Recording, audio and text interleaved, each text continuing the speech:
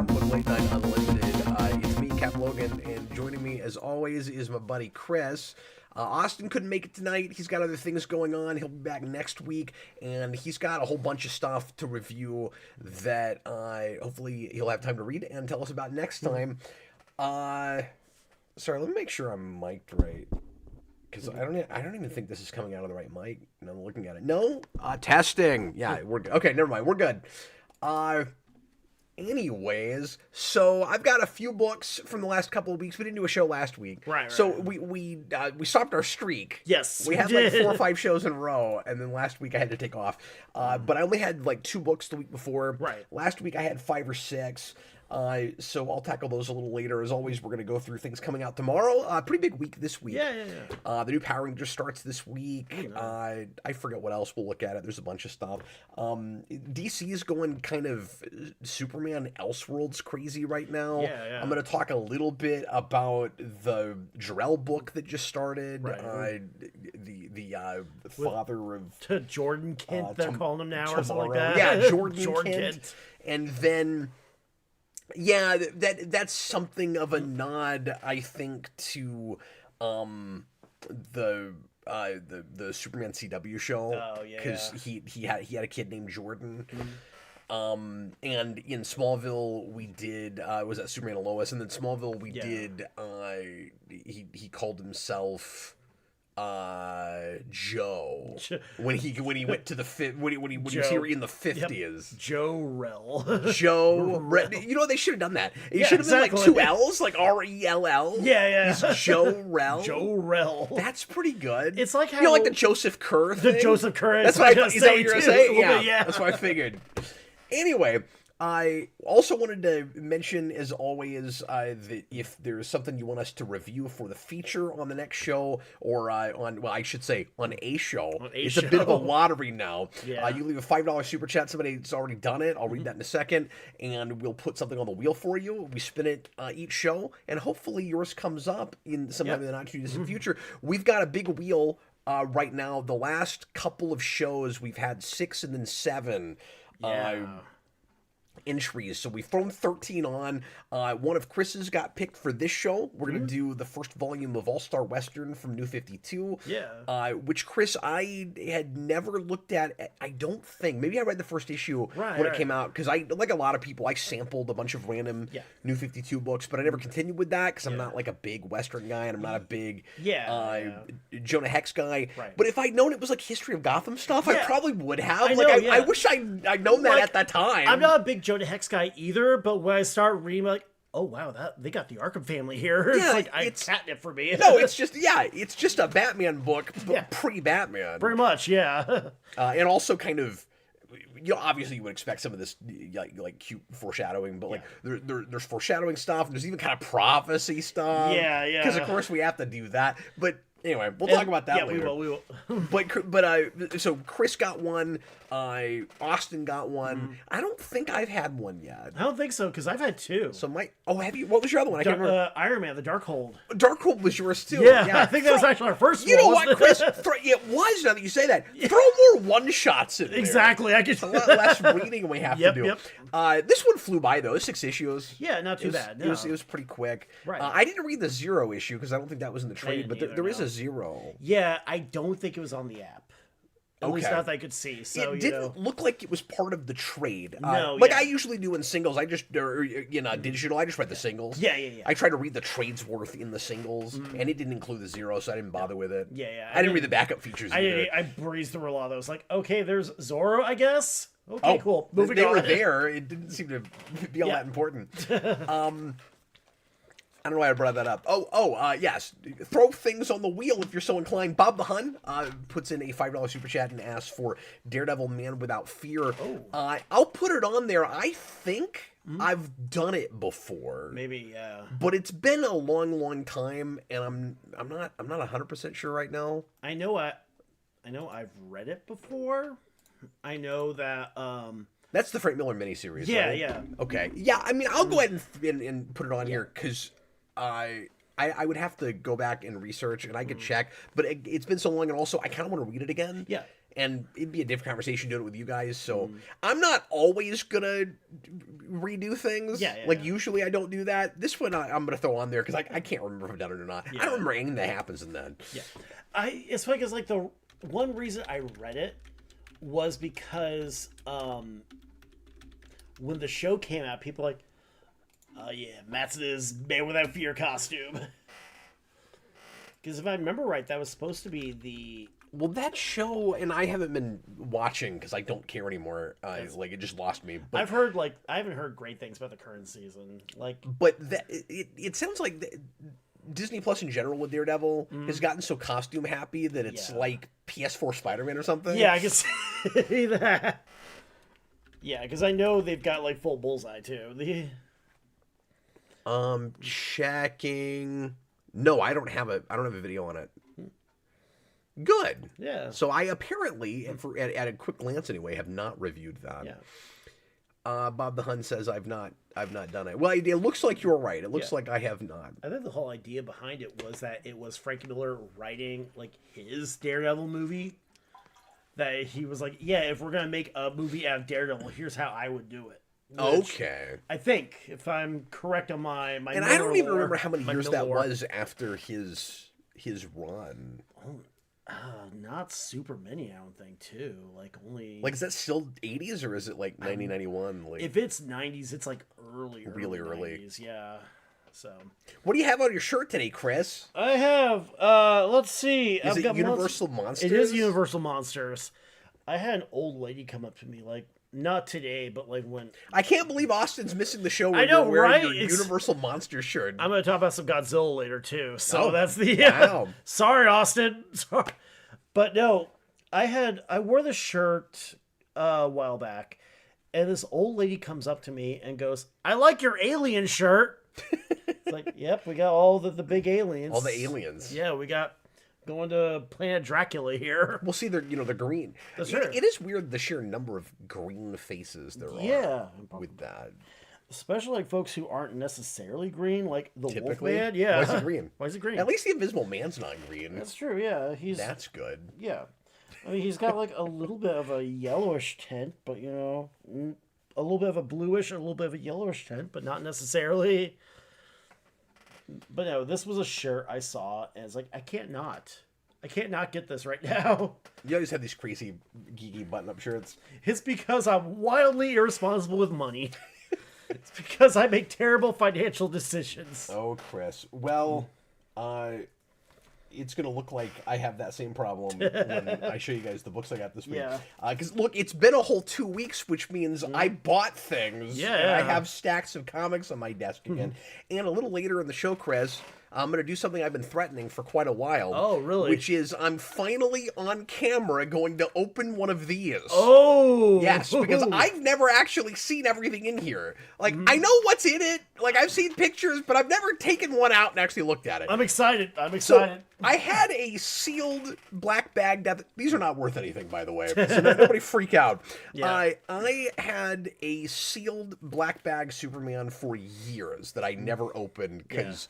It was special, and because I had, like, 2 or 3 other copies with different covers of the actual book. Right. I probably bought this issue, like, 8 or 9 different times. Yeah. Especially if you count trades. Because I've got a really good Death of Superman card cover, and, well, I say really good. It's missing too much stuff. It looks cool. Right. I need to get the newer omnibus they did. Because I have all those in singles, but it would be nice to have a thing you could just crack open. Exactly, yeah. All in one place, too. But anyway, so I had Dan Jurgens sign it, the one I've had forever, at Planet Comic-Con. Yep. Then I lost it at Planet Comic-Con, so I don't have the one he signed anymore. Right. So I went online and I bought another one, not signed, because I couldn't get one for less than $100. Yeah. And I wasn't going to do that, especially when I had to replace my First Appearance of Carnage, which did cost me over $100, but I got that with the signature. I've talked about all this before. And then I was at a flea market the other day, Chris, and I think online with shipping I paid like $15 for it. And usually in a comic shop you'll see it between 10 and 15. Yeah. And I was at a flea market the other day and somebody had one for $5. So I was like, You gotta. and I was like, I mean, I just bought that. It's very irritating that I found one for $5 and I just paid $15 for one. Exactly, yeah. And Jason was with me, and he goes, "Well, you should finally buy one and open it." Because I was thinking about even opening the one I just got, and then I was like, "Well, I can keep one sealed, and I can." So anyway, so I'll open that on camera when we get through when we go through. Stuff I bought recently. Chewbacca's Lover puts in a $5 super chat. They're already rolling in, Chris. Yeah, you guys are wonderful. Thank you. Yeah, we got Volume 1 of. I'm sorry, I keep talking over you. Oh no, I just said they're rolling in. That's all. Volume 1 of Joker's Asylum for the wheel. Yeah. That's a really good book. Yeah. I think I have that. I haven't read it. No. Or at least I have part of it. And I think I've reviewed an issue or two of that, because I thought Joker's Asylum was like a bunch of one-shots about different Batman villains. I do, yeah. Am I remembering this correctly? So if they collected them, it means we're reading separate stories about different villains. Because wasn't it like Joker's Asylum Two-Face, Joker's Asylum Poison Ivy, whoever the hell. There's a penguin or something, I want to say. Yeah, I think that's what that was. Yeah. So there'll be a little overlap, because I've talked about at least one of those. Yeah. I think when I was doing not Spawn Year, I was doing single issue reviews. Right. Joker's Asylum Volume 1. Chewbacca's. There is an eclectic assortment of things on this list now. I am looking at this list. There's some very good stuff and some not so good stuff. Yeah, well, it's going to be gambling for the people that put it on the wheel, Chris, to see if they get theirs. It's also going to be gambling for us to see if we get something good. I'm looking at Marvel. It's like Russian roulette right there, too.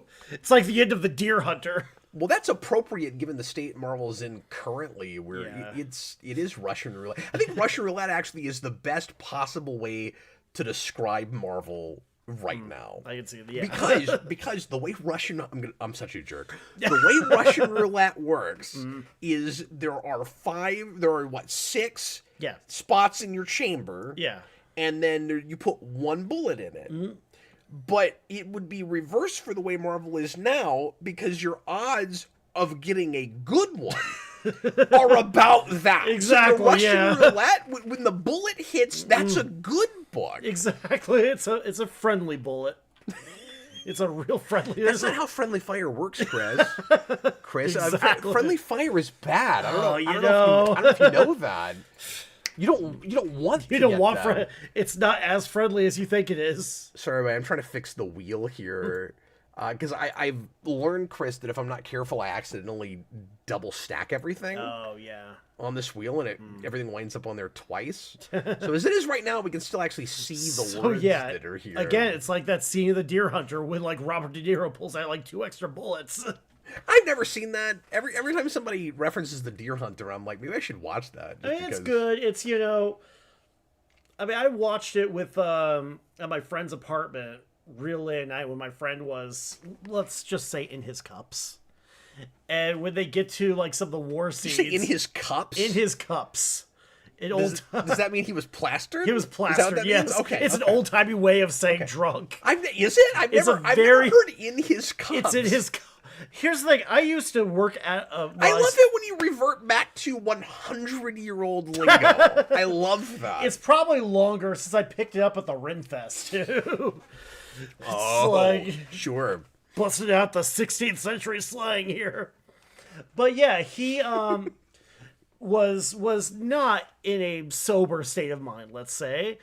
And I watched it, and we get to like one of the Vietnam scenes. He freaks out. He's like, "Oh, no, man." Picks up the remote, tries to fast forward through the scene, ends up rewinding, so he has to watch like the entire war scene all over again.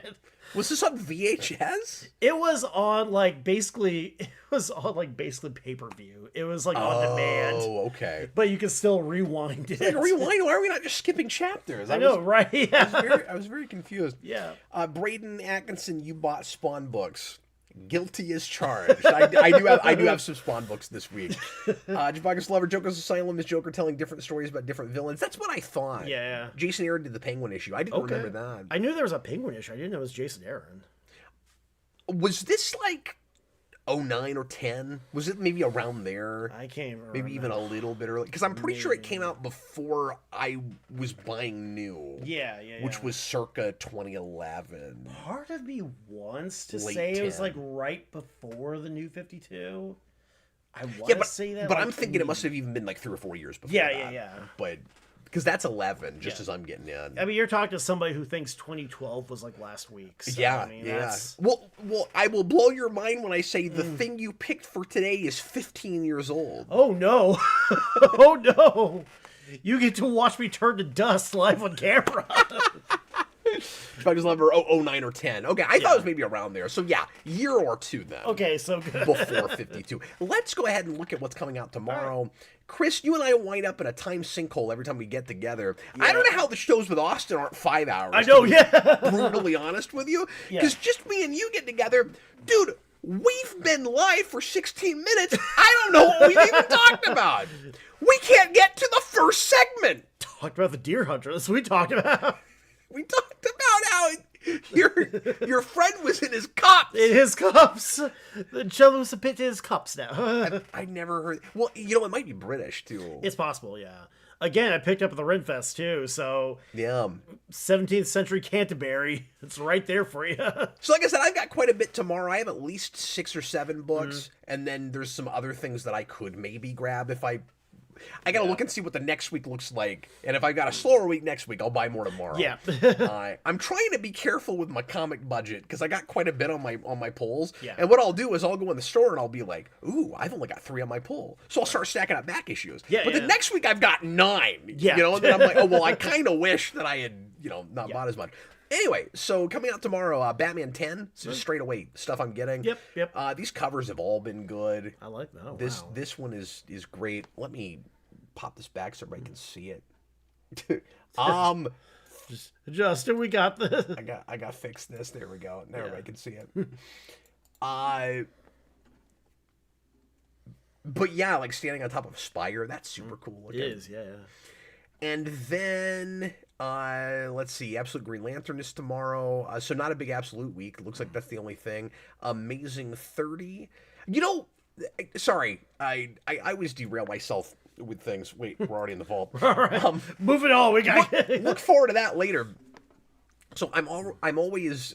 So I had to change some scenes and things with OBS recently because it reset itself completely. So bear with me if there's any technical issues because stuff's still not perfect here. But what was I gonna say? Absolute is DC was kind of lucky with just where that falls in the alphabet. Yep. Because you're looking at it like it's still the big thing going on between the big two and has been the major new thing that's brought people back into comic shops. And when you're looking to see what's coming out next week, if you're looking at it alphabetical with all of the companies just jumbled in, it's first. It's real close to first every time. Sorry, Ultimate. Yeah, good call. Real sorry, Ultimate. It's all the way at the bottom. Exactly. That's poetic, isn't it? A little bit, yes. It's a little poetic. I would feel bad for them if that line was great. Right. You know? 2 years ago, if Absolute had already been going, had already started when New Ultimate started, when it was, when it seemed pretty cool, then I feel bad for them. Yeah. But I don't right now. And now it seems like with that new out of continuity thing, they're maybe just chasing Absolute. But I hope it's good. We talked about that on camera. A little bit, yeah, we did. I forget what that's called, what that initiative's called. I can't remember either. It's all horror monstery. Yeah. The Midnight Sun verse or whatever. The Midnight verse, wasn't it something like that? I think Midnight was in it. Midnight something, yeah, because Midnight Suns was the... Because everybody was like... the Midnight Suns was even a comic series, and then that game was based on that with the title. But yeah, I remember everybody being like, why does that have Midnight in the title if Suns is not involved? But somebody remind me what that is, because I forget. Anyway... Rivals verse, too. Well, I feel like they'd have more success with that as popular as that is. I know. I'm like, I don't care, but I've not played that. I've tried playing it, but I'm not good at like the the online shooter types to Me neither. Yeah. And I don't want to play anything that requires you to like be online with other players. Yeah, and I'm exactly. assuming that is one of those. Right. So isn't it in its way like kind of Marvel's version of a Fortnite or something? Yeah. It's close. Yeah, like I mean, Fortnite's not really a shooter, is it? yeah. What's the one? I don't even know how Fortnite plays. Like, I've never played it.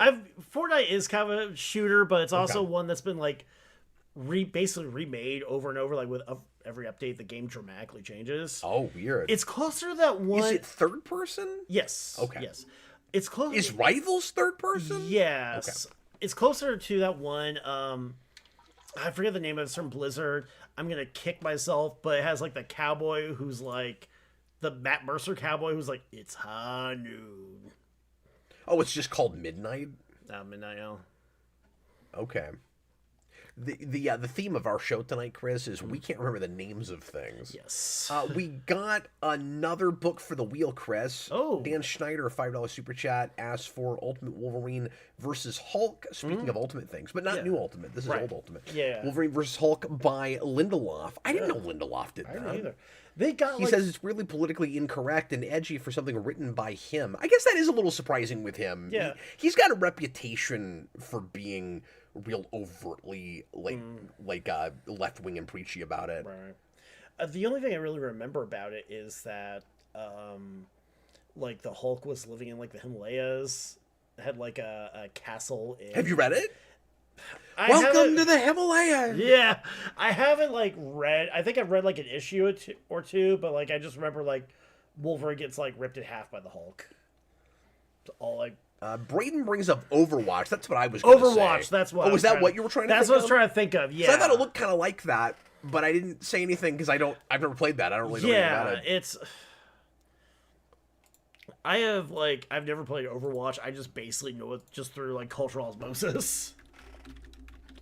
Wolverine versus Hulk, says Dan Schneider. Thanks for the support. And we've already got, 3 new things for the wheel tonight. So we'll see if one of your things this evening, folks, winds up as our feature for next time. After we somehow turn this into yet another 3-hour show. Like, I don't feel like I have a whole lot to talk about tonight, and yet we're already, 20 minutes in.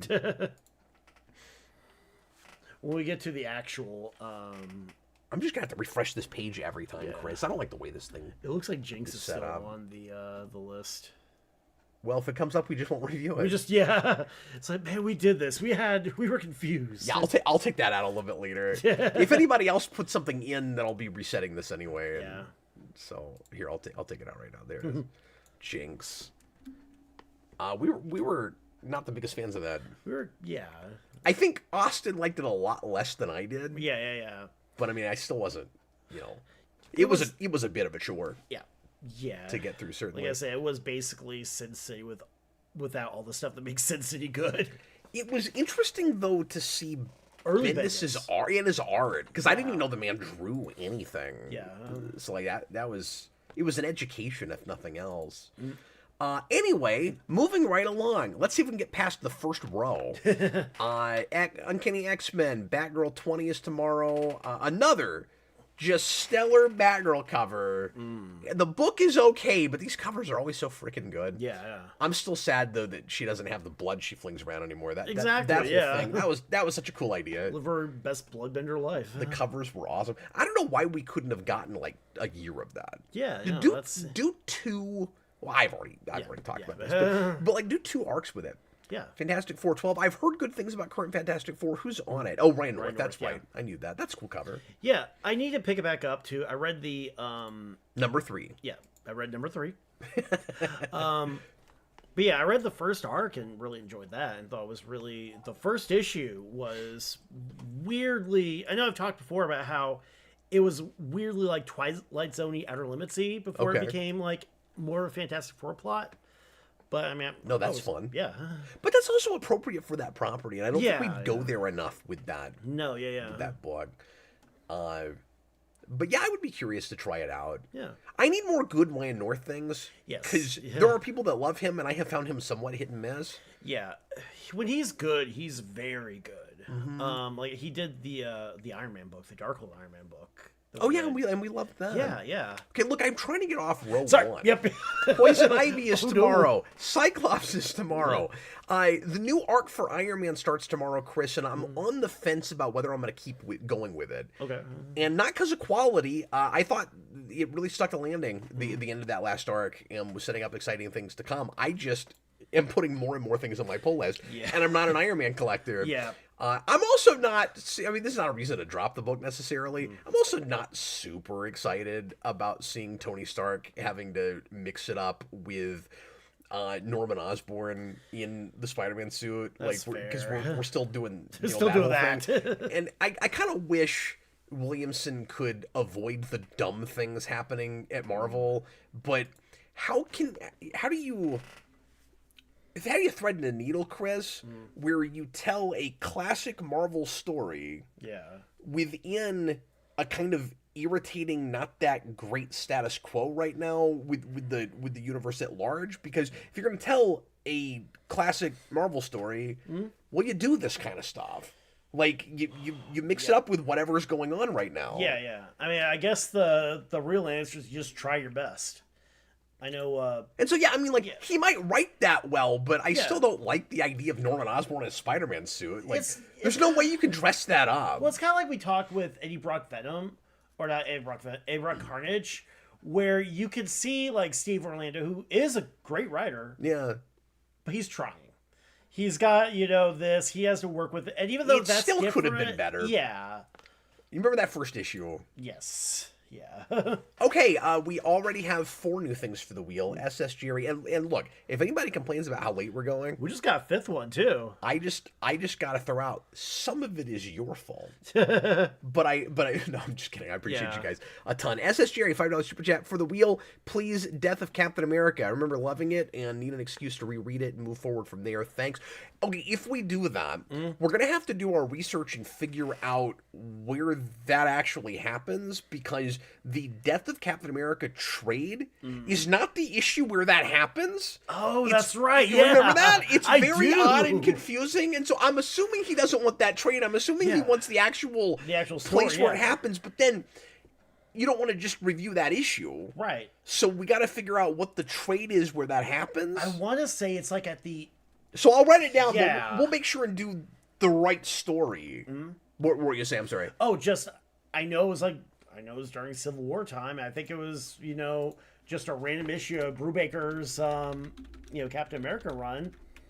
I feel like I've read it before because I did like a power through of that whole series, or Did that you? whole run. They go, what's her name? Sin and Crossbones? Rob a bank in Lawrence in that. They go to Lawrence, Kansas and rob a bank. That's awesome. Yeah. Bob the Hun, Lawrence, Kansas, where I grew up. Yeah. Bob the Hun, $5 super chat. The racism issue of Peter David's Supergirl. This is a really famous issue. Yeah. The one with Steele and the racist guy trying to speak at a college. I think it's issue 23. He's probably the person that was mentioning this to Austin and I when we reviewed the first volume of Peter David's Supergirl. Yeah. And I think I went back and I don't know if I read the whole issue, if I just looked at that speech. But it's really good. Yeah. So I guess he's cool with us doing one issue. Yeah. But we will You did write ask that for down. a one shot. You did it. Yeah, you did it too. That's Bob the Hun. So Supergirl, Peter David. I gotta spell things. Peter David 23. Racism. And that is Bob the Hun. Now, I just want to remind everybody, I really appreciate all of the support, but just remember, there's a ton of stuff on the wheel now, and so the odds of your thing coming up are lessening. But don't let it deter you. I wonder if at some point we shouldn't cap it off. Yeah. Where if it gets to be too many entries. Is that unfair to people? But I mean, if people just want, if we're just doing it like scratchers at the gas station, we just can't guarantee we'll do all of them now because there's so many. Yeah. But as long as we're doing the show, right, there's a chance yours will come up. Yeah. And I don't see us changing this format anytime soon. Not really. No, I mean it's working so far. And I like it being, I like the feature being opened up to the universe. Yeah. Where, like, we can just do anything. Yeah. That's a lot of fun. And especially since there's a lot of great stuff that we may have missed just because there's a lot of comics out there. There's just too much good stuff.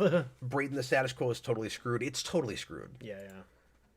I've talked ad nauseum about how at one time I never wanted to see Marvel reboot, and now it seems like the only possible answer. Okay, finishing row 2. Let's get a move on here. Moon Knight 5 is tomorrow. Dead Man 1, the Dead Man. The Dead Man. Yeah, I guess this is another next level book. Yeah. W. Maxwell Prince is a name I don't know. Don't know him offhand, no. And Martin Morazzo. This whole team I'm not familiar with by name immediately. Oh, wait. Is this the Kryptonite Spectrum? Oh, maybe it is. Yeah. Maybe it is. I heard they were doing something soon, and I didn't remember that it was this. Right. Okay. Well, I'm more curious about it if it's them. Yeah, because... I will probably read it at some point. I don't know if I'll buy it in singles. Right. Just because I've got so much going on. Yeah. And Dead Man's not like a big character. Although, Dead Man was one of the New 52 books that I did buy. It wasn't Dead Man. It was called something. I can't remember what. But the first story was a Dead Man story. Oh, and that's the only one I bought. I know it was really good. Anyway, Spawn 376. Bulgy's coming back, folks. Woo! Malbolgia is coming back. Rook, Exodus, Wade Wilson, Deadpool, JSA. Every time I see that, I'm like, oh, that's right. There's a JSA book. Radiant Black is tomorrow. Someday we'll catch up on it, Chris. Someday. Okay, so this is a weird, like, kind of unprecedented thing, I think, where we have now put out 2 weeks in a row Superman-related Elseworlds books. Yeah. And like, starting new miniseries. Right. So we've got this Jor-El book, and then we've got this new Supergirl book, Supergirl Right. Survive, and I am going to try this. Yeah. Just like I'm trying this Jor-El book. I was on the fence about the Jor-El book. I wasn't super stoked about the premise. I read it. I'll talk about it. It's fine. It might get great. It's okay. It's adequate. But let's read the premise with this, because I knew this was coming, but I don't know anything about it. Kara Jor-El lives a life of small problems. How are you supposed to hold? Oh, maybe we did read this actually. Floppy little baby like Cal. Militaristic dictator Zod ruthlessly crossing dissident and threatening to unleash the planet's most dangerous weapons on the opposition. So is this whole thing taking place on Krypton? That's what it looks like. When things boil over and Krypton begins to burn. Oh, it's at the right end. Yeah. Kara and her infant cousin will find themselves together in a prototype rocket. Strikehouse, we could have just finished reading. Struggling to survive in a hostile universe that doesn't care if they live or die.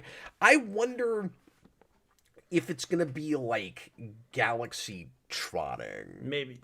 Well, like, maybe they never even make it to Earth. Maybe, like, they go out into space and then they're winding up on, it's like a big cosmic adventure. Yeah. They wind up on a bunch of different planets. And then it makes me wonder, are we doing this because Supergirl being out in space going to different planets is what Woman of Tomorrow is, and that's what the movie's going to be? And is this going to turn into, like, this new trend for Supergirl where we like to take her to space a lot? Right. Because that hasn't really been a major thing before now. Not really. But it also makes a lot of sense to do that with her. Yeah, I mean, you have, Superman has Metropolis.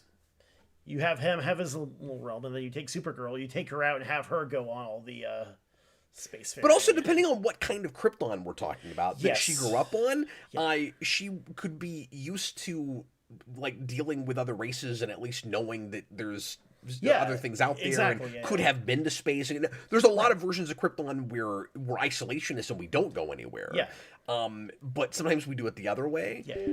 And so I don't know. I'm just saying it would make sense that even a Kara that came to Earth would maybe want to go back out and go places. Either that she's been before or that she just knows about. Yeah, I mean, that makes sense. Just make sure that it just makes more sense that she would be the more cosmic traveler. Yeah. And again, too, it just kind of pins, like, on some versions of the character is basically was more or less fully formed on Krypton, has memories of Krypton. Others, Argo said he was already floating somewhere. Sure. We got another one from Chewbacca's lover. They are going for the record tonight, Chris. Oh, wow. We're already at 6. We hit the record at 7 last time. And we're only 36 minutes in the show. And we haven't even talked about anything. We haven't talked about anything. We're still on the... Chewbacca's lover, $5 folks. super chat. Spider-Man Human Torch. I'm with Stupid by Dan Slott. I don't know if it holds up, but I really liked it as a kid. I was shocked to learn Slott wrote it. There's some really good early Slott stuff, Yeah. particularly like cartoon and comedy stuff. Dan Slott ruined me for life as a kid because I picked up a Ren and Stimpy issue that was like Commander Hoek Choose Your Own Adventure. And that's why I realized Choose Your Own Adventure books were a thing. That's how you learned about that? Well, yeah, and then all of a sudden I was like, there's all these books at the school library that are like this one comic I like, and just ruined my childhood, Dan Slott. That's But hilarious. it wasn't until many years later that I found out that Dan Slott wrote Ren and Stimpy and wrote that particular issue. So Yep. Well, and that's what I'm saying is he wrote a lot of like kids genre stuff, or not Yeah. genre stuff. But, like stuff based on cartoon yeah, the properties Nickelodeon stuff and that. and Cartoon Network stuff too. Yeah. So it's wild because he will pop up in like the strangest places. He just has the right voice for that kind of He stuff. does, yeah. Somebody mentioned Chuck Dixon wrote Simpsons, SpongeBob. I mean, Ditko did Power Rangers for a bit too. Yes, but Dixon would have done that during Dixon's heyday, Oh yeah. and that is not what was going on with what you're talking Yes, about. that's true. Moving right along. What if X-Men? You know, I used to buy every What If that came out, and Marvel being what it's been the last decade, I just haven't always grabbed it. Yeah. So if there's a like cool premise, I'll do it. This one is, and I've always had this big pet peeve with What If issues, Right. where they need to say the actual premise in the title. Like I'm like, Yeah. what if Uncanny X-Men? Like, no, you gotta say what it is. That's the like, hook, You gotta too. say what the hook is. Yeah. You know, although I will say, at least it's on the side with this. They didn't Yeah. even used to do that, so that's pretty cool. That's good, yeah. Is it what if Cyclops stayed with Madeline Pryor? This is X-Men 97 season 2 is coming out. Yes, it is. That's true. That wouldn't be a horrible one to grab. No, yeah. I've got too much going on tomorrow. I probably won't. But I would consider it. And speaking of that, we also have the X-Men 97 season 2 prequel series starting tomorrow, and I don't know if I'm going to grab that because I didn't even know they did the first one. Right. And I didn't buy that, so I'm like, am I going to do that? Yeah. I love that show, and that's the era of X-Men I most prefer to get. Right. But I don't know, Chris. I'm real on the fence about it. So yeah, just see what your budget is too. That'll make or break a lot.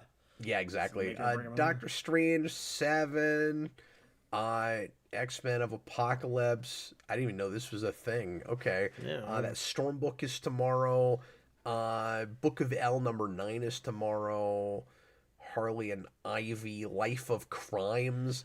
DC Sonic 2 is tomorrow. That first issue was more of the same. Right. But they're bringing in new characters, more mix-ups of like Teen Titans characters and stuff. Yeah. So it's fun enough.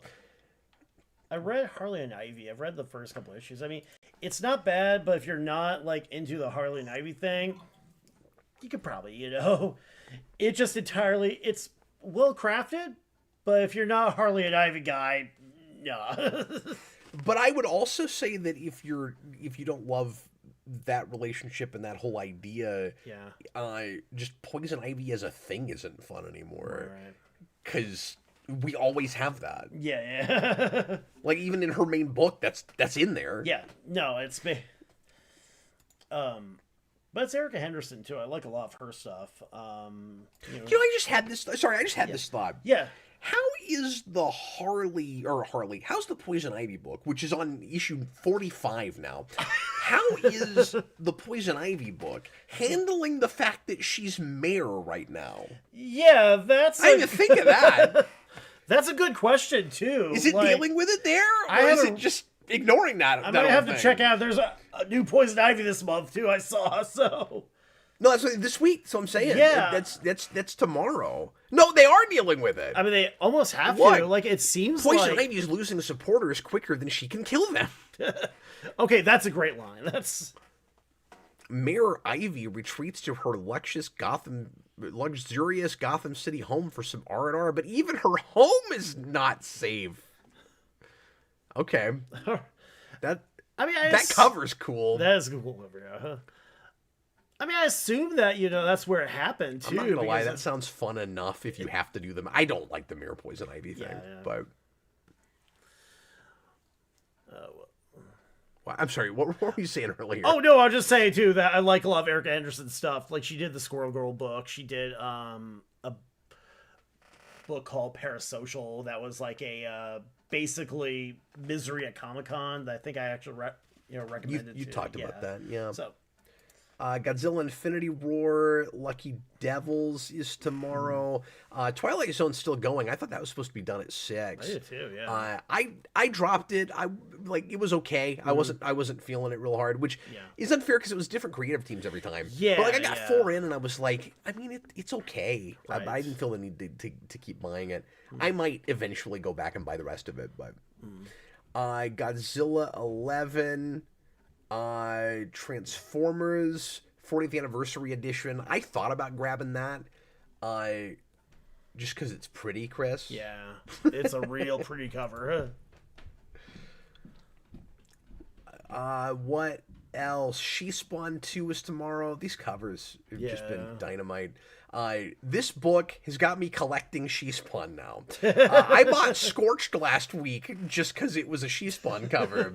I'm for whatever reason, this design is really grabbing me. Look what you did, Gale. Look what you did. Well, I'm kind of liking the new characterization for Jessica Priest. Yeah. Even though they've completely retconned everything about her. Right.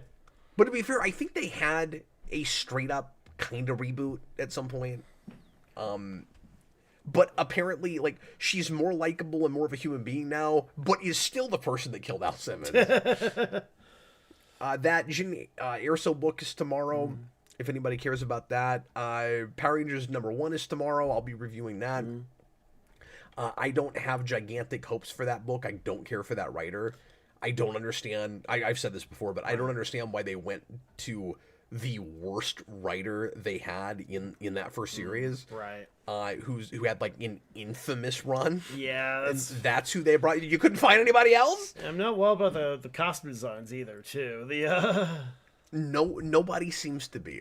Right. Yeah. I don't know what we're doing. But nothing against Marguerite Bennett, but I mean, she's done good stuff, but I've never read anything else from her, but man, everybody's got that one crapper in them too. Right after, I know, but it was so long. Yeah, I don't know. The other thing that was weird about it was she was, if memory serves, the only the second writer on that book. So she comes on after Higgins. Yeah, so Higgins leaves after Shattered Grid. She does Beyond the Grid, and it's just boring and kind of unintelligible. And you have to know she blended characters from a bunch of different series, right? Which is a cool idea in theory. But she got so mired in the lore of every show that if you didn't know every show, you didn't know what the hell was happening. Yeah, you can't do Power Rangers like that, right? And it just didn't read very Power Rangers. Yeah. It was very like Battlestar Galactica, but like not great. Right. And you had that. So I said she's the second writer. She's the second writer on that book. Right. You also had over at Go-Go, Ryan Perot doing the best series. Right. Everybody loved Go-Go, and so at least you had that at the same time. Yeah. To kind of cleanse your palate with it, but like. How is that the person we went to? Yeah. So maybe she'll redeem herself. I don't know. Yeah, maybe she's got a Dynamite pitch. But a lot of fans are also, besides just the costumes and the writer, aren't super jazzed about the premise because it's playing a little bit like Once and Always did, but it's not in continuity with that, and so it kind of paves that over. And it's I don't know why we're doing that. Yeah. It would have been cool if it was just a sequel to Once and Always, Right. considering that was the last canonical thing we got. Yeah.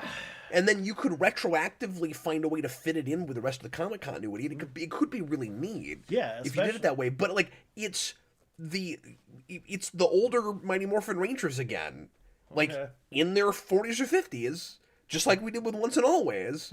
But it's like Billy, I think, one of them like bring them all back together for the first time after a long time. And Once and Always, like they had a status quo where they just had been back together for a while, even though they're in their 40s. So we need some sad Gen Xer Rangers. I don't know why they're doing that. Go sad Gen X Rangers. It's a weird premise. We get sad and watch Mr. Show on HBO. We're getting out of hand with Jeff the Land Shark. He's getting yet another series. Maybe it's a one shot. I don't know. But this isn't even the series we were doing before. It's like another Jeff book. Marvel Rivals. Just, if we're looking for the Marvel Rivals tie-in, that's the one. I think you're onto something though. Yeah. About just do the Marvel Rivals shared universe. At that point, everybody wants like Magneto with the beard. Hey, look, we don't see a lot of Dark Horse. Oh, wow. Here's a new Dark Horse #1. Only the Savage are left. Okay. That's a great cover. That is an eye-catching title. It's an eye-catching art style. It looks good. A strange virus has spread across the world, transforming its victims into monsters. The only cure is to kill another infected soul. When a non-violent young man sets out from the safety of his settlement to find his missing true love. It's a love story. Ooh. Again, Chris. He must face the corrupted world of monsters and monster killers. A dramatic survival adventure that dares to ask what we should stand for in the monster apocalypse. Again, with sorry, I can't talk tonight. Yeah. Writer-artist team that I'm not familiar with. That looks cool, though. It does, yeah. It seems like they're doing like a Knights Errant kind of story, except in like Fallout. Except in the post-apocalyptic wasteland, where instead of dragons, it's like super mutants. But like, if they turn you into them too? Yeah. So then it's also like kind of zombie-ish in that way? Right. Like you're trying not to get turned into a monster while you're in the apocalypse. Salmon Twitch Case Files is tomorrow. Event Horizon. We're getting down to the wire here, Chris. Yeah. I'll just scroll down. You guys can look at the rest of what's here. Because now we're starting to get into like the second printings and stuff. But anyway, so yeah, I've got 6 or 7. I could end up with 8 tomorrow. Yeah. Oh, wait, oh yeah, Hush 2 just ended. I just saw the Batman 163. That was last week. It was last week, so yeah. Which, Hush won't be back until Hatoosh Squared. Yeah. Was that actually the last issue of that? I think so, yeah. So let me get this straight. They had that long of a hiatus and they had 1 issue left to go? Yeah. Now, my understanding is that Jim Lee had some health issues. I think. He did. Yeah. I've heard him talk about that. Yeah. I just didn't realize that they only had the 1 issue left. Well, people were saying, too, about how, like, Jim Lee... I've heard the art is great. I've heard the art gets better. But people were saying, like, Jim Lee almost killed himself to do Hush 2. Yeah. Jim Lee. What? No one should kill themselves for Hush 2 for Hatoosh. Dan Schneider, $2 super chat. When does Jason read Sam and Twitch? I mean, I would let him read it now if you wanted to. Yeah. The compendium with the original Bendis series and then the original Case Files and the miniseries The Writer is out. And they got 50 or close to 50 issues in a compendium. Yeah. And the Case Files stuff is not great. I don't love that art style. Right. Bendis' run is killer, and the writer is really good. Yeah. I reviewed all of that in Spawn Year, and so I'm gonna pick that up pretty soon. Like the next time I get a big Spawn trade, that'll probably be the one because I've been collecting those lately. I don't know what's happened to me. I've gone back down the Spawn rabbit hole. Yeah, no, I really have. Yeah. It is the strangest thing to have an addiction to, Chris, but. And not even reading it, just having it. Just having it. Just having the Spirit Mount bullshit just right there. It's very important that I have a shelf with a bunch of Spawn crap on it. Yeah. You just feel better. You just feel better. Okay, Chris, I'm going to go through stuff I bought over the last couple weeks, and I'll probably kind of rapid fire this. Apologies, guys. I'm a little bit out of it tonight. I'm doing my best to get through this show, but words are not coming to me. So anyway, I'll tell you about stuff I read over the last couple of weeks. Couple things I bought I haven't had a chance to get to yet for various reasons. Austin already reviewed Barbara Gordon Breakout, but I did buy that and read that as well, and I will go ahead and get the rest of this. Yeah. It both cleared up a thing and confused me about the same said thing, which is Barbara Gordon is, in fact, still Batgirl, which means there are 3 women running around with that mantle right now. 3 Batgirls out there. And in Batman 9, she's wearing the suit on the cover, but not in the issue. Yeah. So let me get this straight.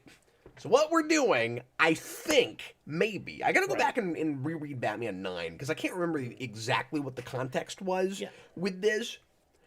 I think maybe what we've done is we found a way to preserve her secret identity. Right. As Batgirl, but possibly not as Oracle.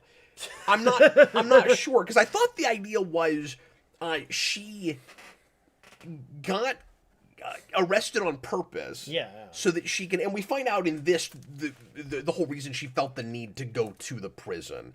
The idea is that Vandal Savage, I don't remember how much Austin talked about this, but the idea is that Vandal Savage has been throwing his political rivals into prison, and there's all these people there that don't deserve to be there, that don't have any protection. And there's certain people that she's going there to try to help because people are also getting murdered in Blackgate, and so she's going there to solve that. And she specifically needs to go to the male side of the prison, which kind of begs the question as to why she didn't put up one of her male companions up to have this like another instead of, because they kind of hand wave it, where it's like, she's the only person that understands how big of a problem this is, so she's the one that has to get thrown in. So she has to go into prison and then figure out a way to get to the male side of the prison? Yeah. Why didn't you just get, like... Just call Dick. Just call Dick or Tim. Be like... or Jason Todd. Or Jason Todd, yeah. But, like, get somebody who doesn't have that extra hump of, how do I get it? Because it's not even I have a plan for it. It's I have to go to prison and then figure out how the hell to get over there? So that's weird. Yeah. But anyway, the way it read in Batman 9 to me, and I've slept since then, was she outs herself as Oracle. So, like, let's... like Vandal Savage in the police department know that's been her this whole time, so she can get arrested. Maybe it's not what it is. Maybe she finds a way to get arrested for something else, but I thought that's what it was. So is the idea that, like, she's now okay with, like, losing her Oracle mantle, but, like, the Batgirl one is still intact? Is that what we're doing? Maybe that's what we're doing. I don't know. So there's 3 Batgirls Barbara Gotham City, and we know that Barbara Gordon is the criminal. So does this... No, I'm just saying Cassandra might be the comedian. That's all I'm saying. Yeah, I don't know what this does to her reputation moving forward. Like, my guess is, if I had to predict the way Fraction and... Who's writing this? Tamaki is not a writer I'm familiar with. This is well written, by the way. I enjoyed this well enough. I've heard... I think... Actually, I haven't... Now I'm thinking of somebody else, too. I think I've heard of... Maybe I've heard of Tamaki. I don't know who that is. Yep, either way. But anyway, my guess is they're going to play this as it's all illegitimate anyway because it's Vandal Savage, and eventually he'll get... he'll get ousted, and everyone will turn against him because he... I mean, Gotham's always corrupt, but, like, this is really super corrupt, where it's like, you're just taking people you don't like and putting them in a prison. We need to get this down to an acceptable level of corruption. I will also say, this reads Mm-hmm. very Arkham City. Yes. Yeah. I mean, if you think about it, just that premise is very Arkham Oh yeah, City. very much so. But yeah, I started at, I don't really like this idea. I don't need to read this. To, I mean, it's good. Yeah, yeah. Like I'll get the rest of it. Yeah, what are you gonna say? Oh, just somebody mentioned that She-Ra's Zatanna series, which I mean, she's not doing the current one. No, it's somebody else doing the current one because I just started reading that just on the app.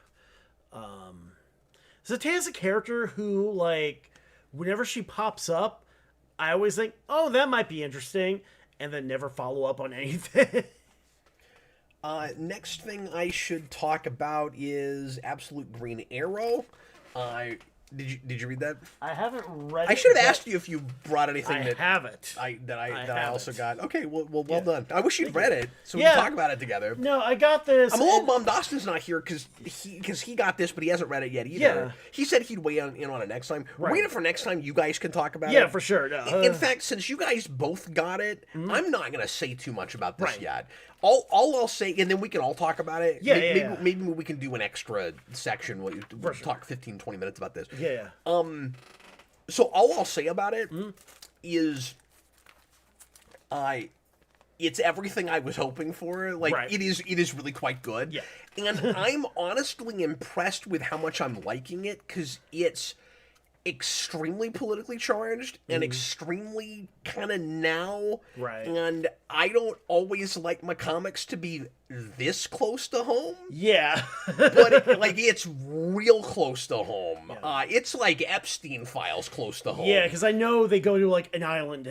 Well, there's a mention of that. Yeah.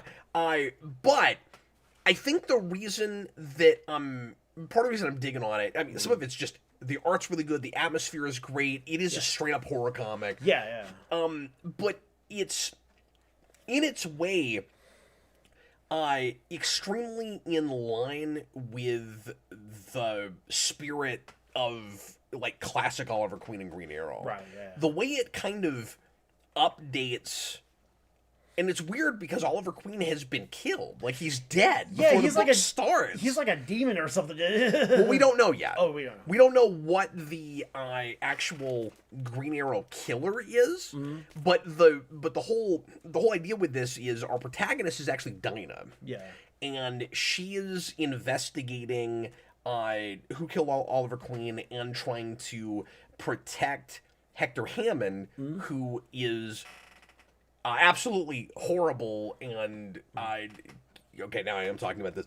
I'll try not to spend too long on this, but he is a real typical like evil mogul guy. Who let like hundreds of thousands of people die over opioids and stuff. And anyway, but she gets kind of strong-armed into having to protect him. And of course she's got a real clear personal motivation to want to do that anyway because Oliver's her ex-boyfriend. But and we get him in flashback, so we do get a good sense of who he was, both through her and with the flashes that we see of him from before. And it's like a digital social media version of the Robin Hood thing, where he is digitally stealing from the rich and giving to the poor. And he's talking about redistribution of wealth, and it's the classic liberal Oliver Queen who's trying to do the right thing through his company. He's trying to be the good rich guy, while he has the kind of political point of view that power and money corrupt. And so it's that interesting kind of walking contradiction thing. Like, I can be the exception, even though I'm saying this is impossible. Right. Which is always the interesting thing about Oliver Queen. And so he builds his wealth through the Green Arrows app. So Green Arrows is a thing before there is a Green Arrow. And it's like basically the Robin Hood app, right? Like it's a stocks app or something, isn't it? Yeah, that's what it is. And then this after he gets killed, and then there's we find out that there are other like billionaires connected to Oliver Queen who are also being killed by this wraith-like Green Arrow killer, who I can only describe as Phantasm if it was based on Green Arrow. Okay, all right. It's the like your angel of death awaits kind of thing. Yeah. And so the assumption you'd make before you read it is that it's probably Oliver Queen come back from the dead. Mm-hmm. I kind of feel positive it's not going to be that. Yeah. And I don't think there's going to be a big supernatural quality to this. Right. But I don't know for sure. But it's everything he's doing is obviously because Oliver Queen was murdered. Yeah. And of course, like, he's terrifying and horrific, but he's also fun because he does all the Green Arrow stuff. Like, he's a serial killer, but he's doing the trick arrows. And he's doing all that stuff. And again, we're not in his head because he's the bad guy right now. Right.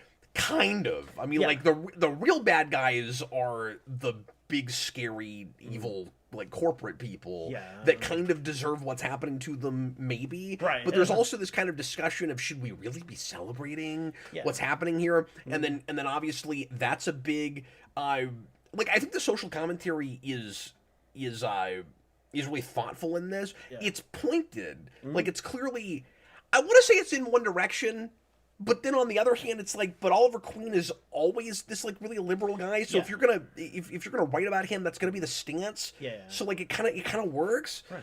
But the social commentary with that is we've been seeing this kind of uncomfortable thing lately where somebody that a lot of people don't like will get killed or will die somehow, and like people are celebrating, and like even if it's not a good person, is that okay? Should we be doing that? Like the dicey moral, we probably shouldn't be doing that. And so I kind of like that this book is actually getting into that whole thing. Yeah. It's also interesting that a lot of the horrible, like, you know, big business and politics in bed together, and all the corruption this book is talking about is, like, not exaggerated. Right. It reads like it should be. It's sad the world. It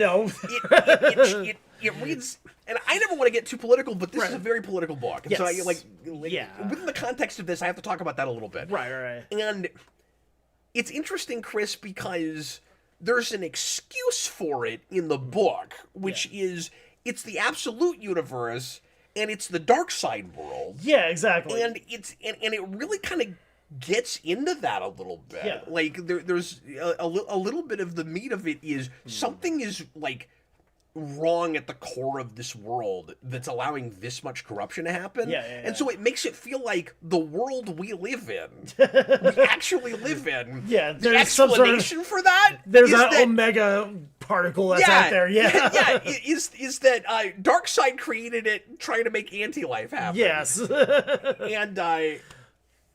and so then it winds back around to be escapist again.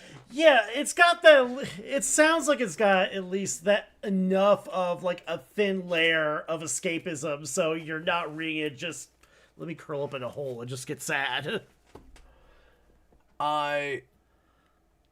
Anyway, so yeah, that's all I'll say about it right now. But it reads like a thing I shouldn't like, but I liked it. Right.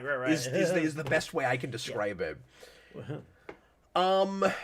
We've got more stuff for the wheel, and I think we've hit our record now, Chris. Oh, nice. 559 puts in a $5 super chat. My recommendation for the wheel is Superman Batman 1-6 from Loeb, which I own. I've got those. I own probably 2/3 of that series. That stuff gets Bat stuff insane. Yeah. I haven't read it, and a lot of it's bad, but, like, fun bad. Yeah, I can see that. Speaking of escapist stuff. Yeah, no. Loeb is a writer who is such a roller coaster sometimes. Such a roller coaster quality. Oh, wait.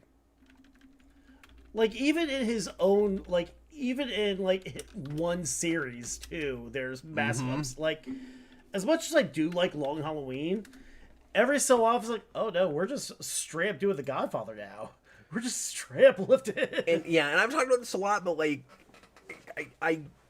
I appreciate a lot of things about Long Halloween, Yeah. and I'm glad in certain ways that it's as influential as it is. Yes. Yeah. That ending doesn't work. No, it does It not. completely falls apart by the end. Yeah, I remember reading the endings like, no, that's a joke. In isn't it? certain ways, the animated movie fixed it. I haven't. In certain ways, I haven't seen the animated movie yet. I know it's got like the guy from Supernatural as and The Boys now as Jensen Ackles as Batman, which there was like a big petition online when the Batwoman series was out for him to play Bruce Wayne. Which I mean, he probably could do. Yeah. Yeah. He's a good enough actor. Yeah. No, either way, I'm getting sidetracked.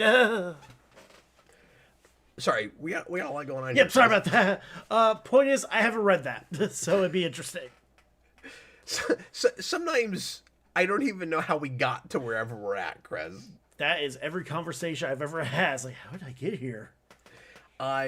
Back real quick with Absolute Green Arrow. Braden says it sounds like it might undermine the commentary. I think he means with the idea that like the dark side world is an explanation for all of that. But here's why it doesn't to me. Yeah. What I like I said, first of all, I kind of like that it's about things that are really happening, but it wins back around and becomes sort of escapist. Right. In that, like, there's a comic logic for it. Yeah. And so I see what you're saying, where it's like you're undermining because it's like, well, no, these are real like awful things that are happening. Yeah. But the reason that kind of thing works for me is because it suggests that it kind of speaks to just how messed up it really is. Yeah. That like it shouldn't. Some of this stuff, I don't want to get into specifics. Right. Some of the stuff, shouldn't happen. Shouldn't be possible. Where it's like you almost need a supernatural explanation. Right. And the fact that there probably isn't one in our world makes our world just as messed up or more so. Yeah, and like at the end of the day, too, you're still doing a superhero comic, and you have to kind of work within like the genre conventions too. And you can still tell stories with that, but you can still also use the genre conventions, use like the ideas in a way that is its own artistic statement, is its own sort of own metaphor. I mean, it goes back to like the X-Men, the mutant metaphor. It goes back to a lot of even like Star Trek too, when they talk about socials, how you do it within like the conventions of the genre, and that doesn't take away from what you're actually saying, but it still makes it a fun superhero romp where even if you are talking about real issues and you are getting into the heart of serious things, you're not in the corner, like in the fetal position. Yeah, no, exactly. And Absolute gets so disturbing that you'd think it would be doing that, but it does it in this like wild, exaggerated. Yeah. Somehow it's still kind of fun, even though it shouldn't be. Look, you got Batman with a monster truck and an axe on his chest, so you know. Because I will say, the first 5 pages of that, of Absolute Green Arrow, I was like, oh boy. Yeah, we're getting like, real. well, no, like, I was repelled by it. I was like, I don't want to read this. Yeah. And once we get to the Oliver Queen flashback, I was like, okay, I see why we're doing this. Yeah. Anyway. I'll try and get it read by next week, too. I flipped through a little bit, and I've listened to, like, some reviews and stuff with podcasts, so... Either way. You know, it only takes you, like, 15 minutes to actually read the thing. Yeah, but... Look, man, I just got back from Orlando. No, I know, but I was trying... But it's always funny when you or someone else is like... I've listened to all of this content about this 20-page thing I could have just sat down and read. That's true. Amalgam Nation, $5 super chat. He wants Injustice Year 2. Okay, I can't promise a whole long run like that, though. Right. Because those are in at least 12-issue chunks. It might even be longer than that. I forget. Yeah. So I'll put it on the wheel, but I can't promise how much of it we'll look at. Yeah. He says he's sad that Austin and I didn't review, he says, the other good years of Injustice as we had once planned. Would you guys consider it? Yeah. If we did that and we decided to do the whole thing, we might just take a week and that's all we did. Yeah. So I'll put it on the wheel and we'll decide when it comes up how we'll handle it. Okay. But the reason we never did any more of that is because after Austin and I did that review, kept hearing from people about how not great the rest of it apparently was. And we just lost interest in it and ended up jumping to other things. Yeah. I have owned all of that in singles for years now. Yeah. I bought a collection at one point. I got a really good deal on it, Right. and I read the first year like 4 or 5 times, and then kept meaning to continue, but then I never got to it, and then I was like, I need to remind myself what happened with that first year, and so I've never read past the first. I think I read maybe the next couple issues, like into season, into year 2. There's 5 years of that, and everything I've heard, it sounds like it really goes downhill, but I don't know. But anyway, yeah. So we'll put it on the wheel. Yep. I don't know if you've read any of that. I've read bits and pieces. He's read the issue 3s. I've read the issue 3s. Of all 5 years. Every third issue, just right there. And I've got the Injustice 2 comics, too, because I actually bought those as they came out. Yeah. That was in, 17? Right. I played the games. Got to, beat up Hellboy the Ninja Turtles. The story of the comics is way better. Yeah. Yeah, I'm not sure who really plays the Injustice games for the story. Although, what's his face who played, Herbert West? He was a great Brainiac. Yeah, but he's no Jeffrey Combs though. He's no Jeffrey Combs. No. Do you know where Jeffrey Combs played Brainiac? Injustice. If memory serves. Was it Injustice? Yeah, it was Injustice. Oh. It's Injustice 2, yeah. Is that what you're talking about? Yeah. Oh, I think you're talking about something else. No, yeah. Okay. I'm caught up now. It's late. I thought you were talking about something else. Yeah. I don't know what you meant with Herbert West. Like, Jeffrey Combs was in the Reanimator movies. I don't remember the name of that character. Is that character? Yeah, it's a character. Okay. Yeah, that's who. I've seen that movie one time. I didn't know what that meant. I'm in comic mode. That's I thought fair. that was some comic character. I didn't know who we were talking about. I mean, technically, it's a pulp literary character, so not too far off. But no, I think he might have also voiced him in a Lego game. Probably, yeah. Or a Lego movie. That's what I was thinking. But yes, now that you mentioned that, I forgot he did it there too. Because I only played through the story mode like one time. Yeah. Because it's not great. And that's all you need. That's, it's like I got the achievements. Okay, other things I read. So like I said, Superman, Father of Tomorrow. So I got a slight beef with the title with this. Like, I kind of get it. It kind of works. But it's sort of weird when you're underscoring father with a character whose entire family died. Yeah. So it's like, he doesn't have a kid anymore. Doesn't have a kid. Like, yes, he's still a father in the sense that he fathered a son. Be like, Father of Tomorrow, but Kal-El is dead. Yeah. Like, okay. You were a father. Oh, no. Although I think there's every possibility that you get to the end of the series and you find out that his family is not dead somehow. I could see them doing that. Anyway, so the premise with this reads, I don't want to be too down on this. It's okay. This is Henry Porter in art by Danny Earls. Again, folks I don't really know. Yeah. This reads like another kind of obvious thing we've never really done. So let's do that. It's weird to do this after, and this was years ago now.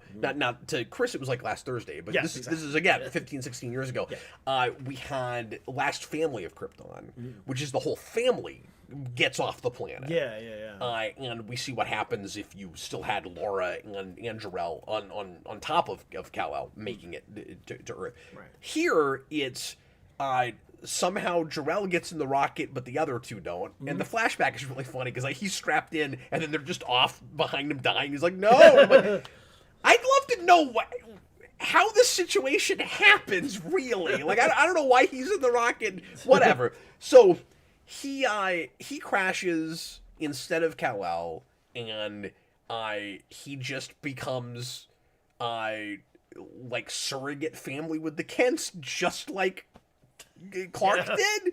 And he and like you said, he goes by Jordan Kent, and he and Jonathan pretend to be brothers. Yeah. So I don't know how that works. He just shows up and like, I've got this long lost brother. with a beard who was a scientist man. Yeah. And he just like helps out on the farm and becomes like best friends with Jonathan, and then ends up in Metropolis fighting a big robot, and then ultimately decides. So his whole thing is kind of like Star Trek Prime Directive. I've got to be careful not to change the course of events, which kind of begs the question as to why he thinks it's okay to give like Jonathan technology to help out his farm and to like show Jonathan his superpowers and everything. You think he'd keep all that a secret? You would think, yeah. But he doesn't. He's like, in this isolated place on this farm, it's okay to do whatever I want to, but I can't let, everybody on the planet know. And so eventually he changes his mind on that, and he goes, no, by God, I'm going to save the Earth by giving it Kryptonian technology. Yeah. And so there's going to be consequences to that. Right. And that could get interesting as it goes. Yeah, that could snowball. And, we also get a glimpse of like some Superman characters who would be like kids or a lot younger during this period. Like the most interesting thing about this is just that it all happens like all of the story happens immediately after he arrives. Yeah, There's not 20 years later because he doesn't have to grow up. He's Jor-El. Yeah. So the actual drama is like in this time period, which means you're dealing with younger versions of everybody. And so you get a glimpse of a kid Lex who's drawn exactly like Rosenbaum. Nice. And you've got Luthor Corp, so you've got Lionel Luthor, and, nice. and he looks like John Glover, and so they're doing kind of a whole Smallville thing with it. Yeah. And anyway, it's okay. I don't love the art. Yeah. It's not terrible, right? But it kind of a lukewarm response from me. I kind of hope the Supergirl book's a little bit better. Yeah. But I'll keep going with it. I could see it getting good. I could see it also getting really sappy. Yeah. But my worry is you get to the end and his family shows up. Yeah, they're not dead after all. Nicholas Bodo, Father of Tomorrow, is in Elseworld. Well, yeah, but I mean, also, how else would you do it? Like, yeah, did you think it was actual Jor-El? Like, continuity. Yeah. We've done that kind of thing before, but like, it's kind of been there, done that. Yeah. I mean, Jor-El showed up on Earth like a few times. I mean, there was that one. Well, it's very easy to resurrect Jor-El. Yes. Yeah. Just absolutely. There's lots of different ways you can do that. Yeah. Lots of holograms. Not the least of which being he's just an get AI. Terrence Stamp and just go. Yeah, exactly.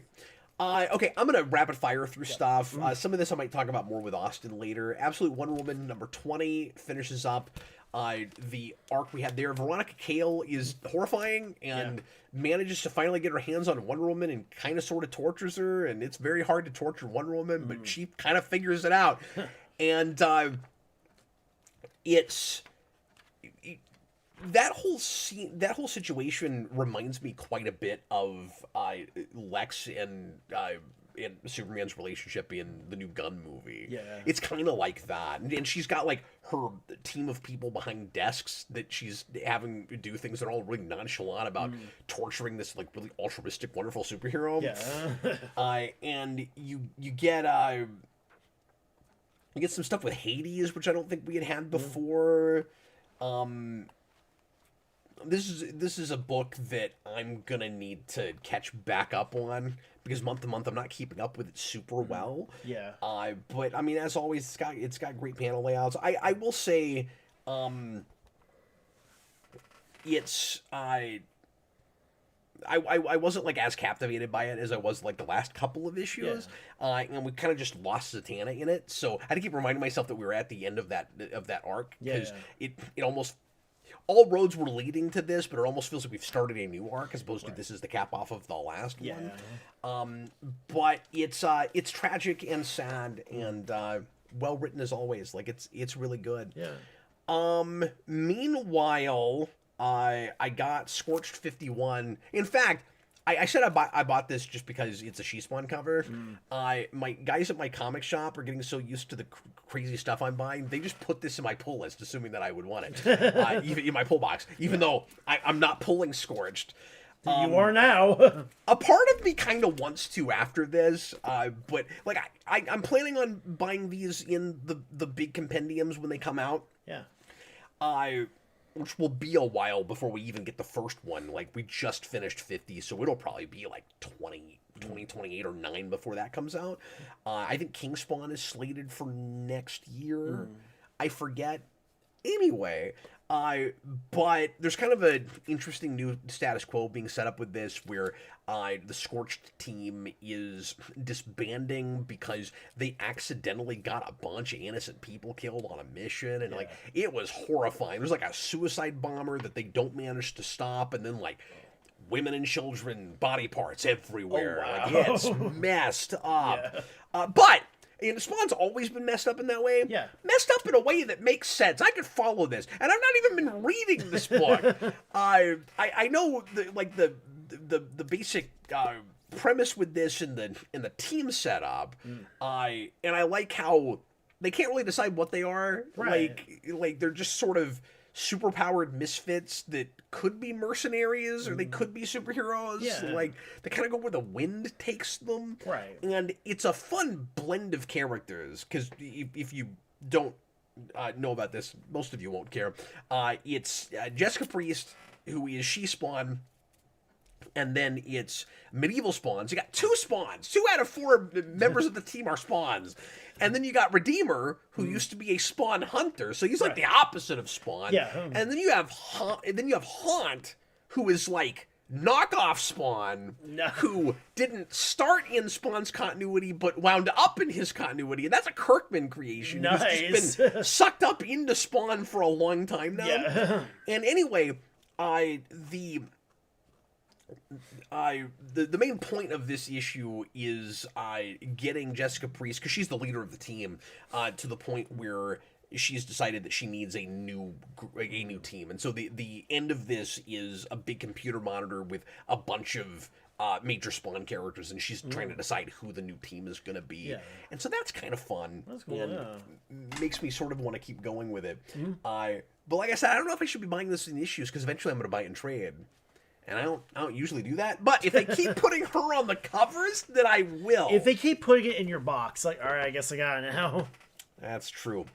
I'm not going to talk too much about Hyde Street 12 because this month to month is very difficult to keep up with, and it's been too long since we read the first first trade. So all I'm going to say is lots of I want to say cool surprises, but like disturbing because it's Hyde Street. Yeah. Disturbing surprises. Things that don't go the way that you expected them to. We have this whole thing with the Butcher of Hyde Street, that's the name of this story arc, who we've been waiting to see since his name was on the board at the beginning. I was like, oh, what's the Butcher of Hyde Street? That sounds horrifying. Yeah. And for a minute, it looked like he might not actually be the big bad for this arc. And now it looks like he probably actually is going to be that. Yeah. But the real scary thing is probably still a scorekeeper, but now I'm not totally sure because there's some horrific things that happen with him in this, and I also just like all the converging of characters finally. Like you see them all on the cover here, like they're a team now, and like they're not really. Right. I'm losing my voice here. But you've had all these kind of splintered characters for a long time, where we've been giving everybody their own character pieces and learning their tragic backstories and how screwed up they are to get them in Hyde Street in the first place, and what their motivations are while they're there, like the ones that want to kill enough souls to get out and the ones that aren't killing very many souls, and why that is, and all that. And now it feels like we've really established our cast. And this is a super appropriate cover for issue 12 because you're a year in, and now it feels a little bit like Heroes or something, where you've had your whole season, and now these characters all know each other and are together and are maybe going to do some stuff as a group, even though they're not all on the same page or anything. Right. The problem with Heroes was that we just reset it in the next season, we splintered them all off again, and I think this will keep them together to some degree. But like I said, I don't want to talk too much about that right now. I need to catch back up on it, reread everything. And people should be reading this, though.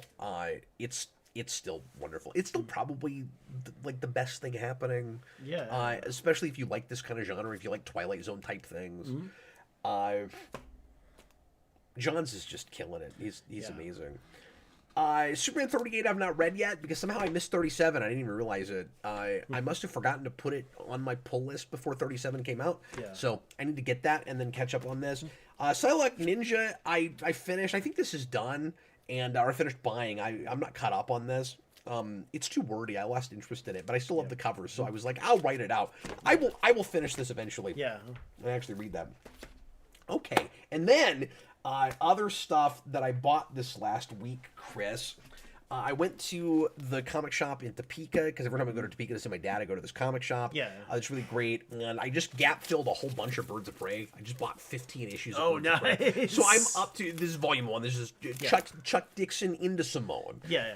And I forget how many issues there are of this series. I think it goes up to at least 70 or 80, maybe more. And I own about 40 of these now, so I'm maybe halfway there. Okay. I've only read the first couple of arcs in digital because I don't have all of it. Right. And I'm finding myself prioritizing the later issues more just because I like the covers better. I had been buying. Oh, look, it's Lady Shiva. Hey. I had been buying this series just based on covers.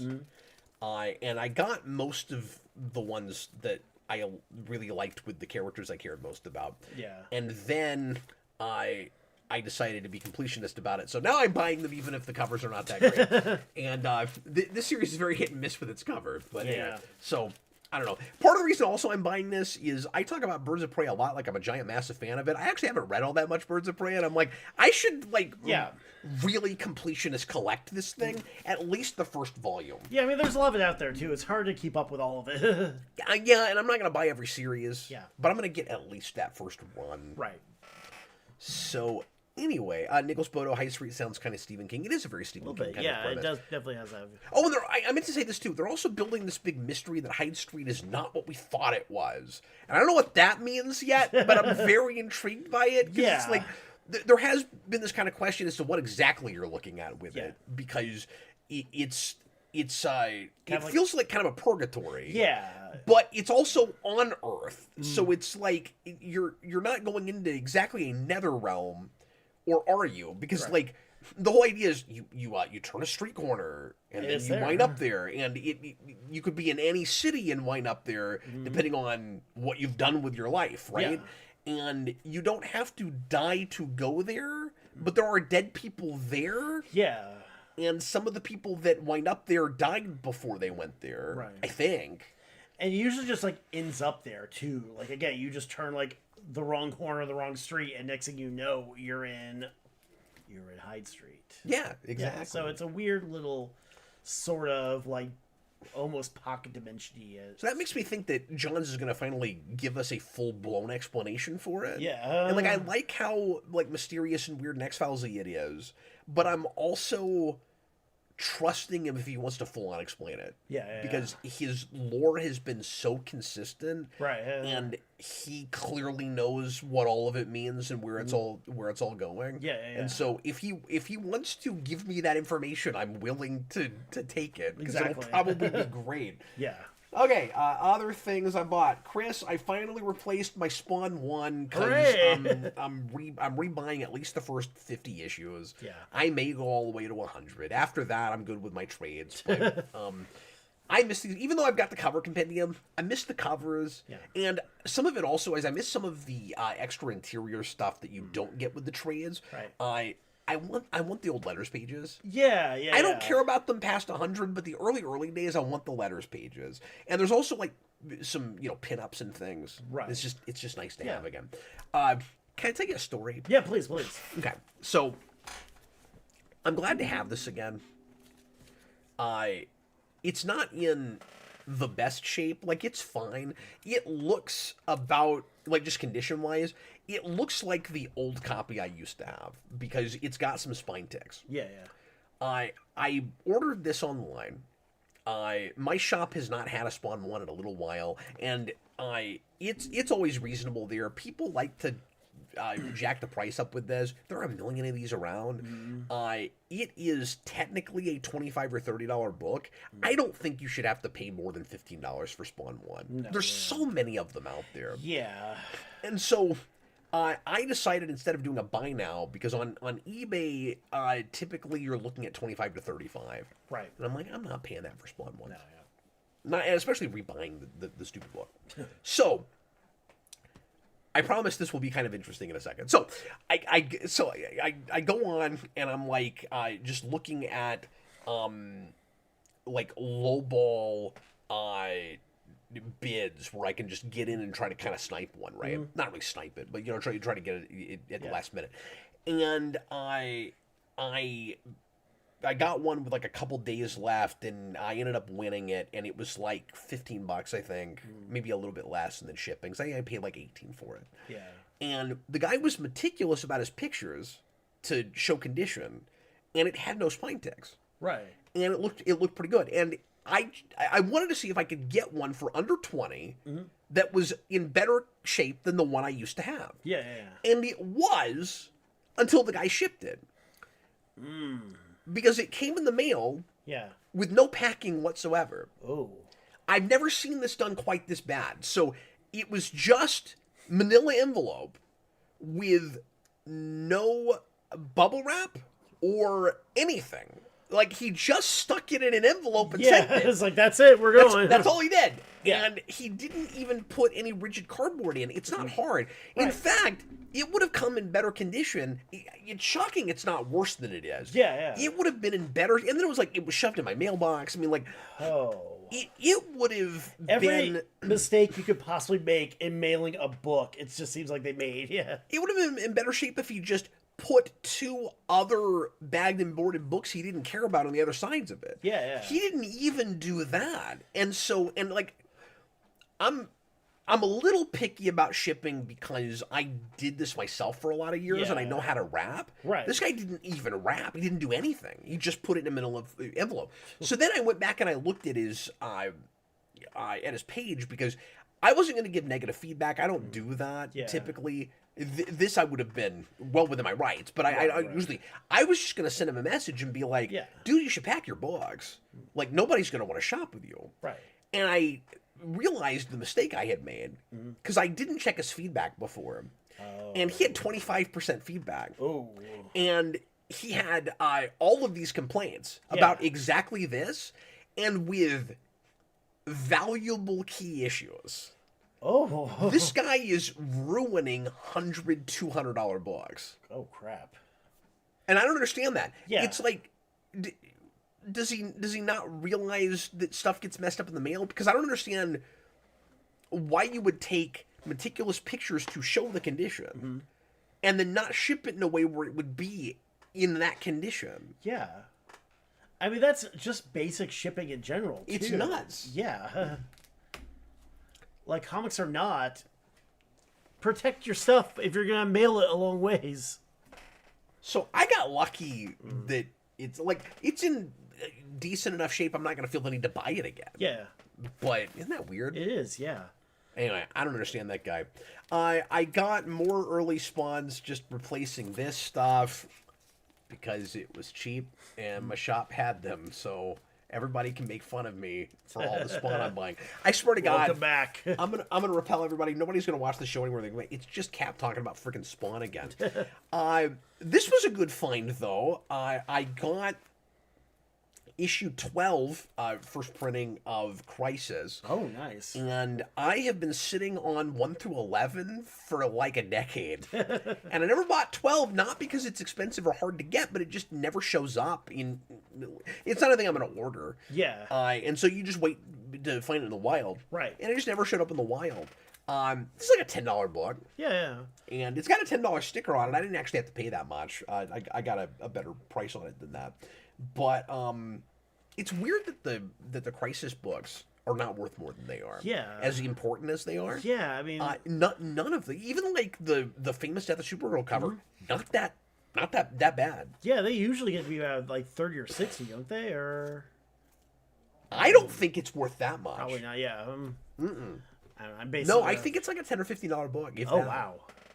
So yeah, I could be wrong. That might be the one that's worth more. Yeah. I'm not sure. I have to look it up. because I looked them up a while back. The rest of it is not. Because I looked them up a while back. I got them before like a really good deal on just like $1 bin. But that was also like years and years ago too. It was more than just last week. This is probably like 20 years ago. And everything changes very quickly. Yeah. Well, I'll check the value of that. Do you know which number that cover is? Offhand, no. Is it 7 or 8? 7 or 8, yeah. Because I've got 6, but that's the one where they're all just like floating around. Just Oh, I was right. It is 7. Hey. Look at me. I'm on top of it. Got my finger on the pulse. No, it's a $13 issue. Oh wow! One of the most famous DC covers of all time. $13. I'll give a shout out to. And I mean, it's considered a key issue. Yeah. Not that every key is expensive, but I mean, like, it's a key, and it's that famous cover. It's one that's been referenced 8 billion times in a bunch of different ways. And look. You know they printed a lot of these, but they didn't print as many as they did this. Okay? Exactly. Yeah.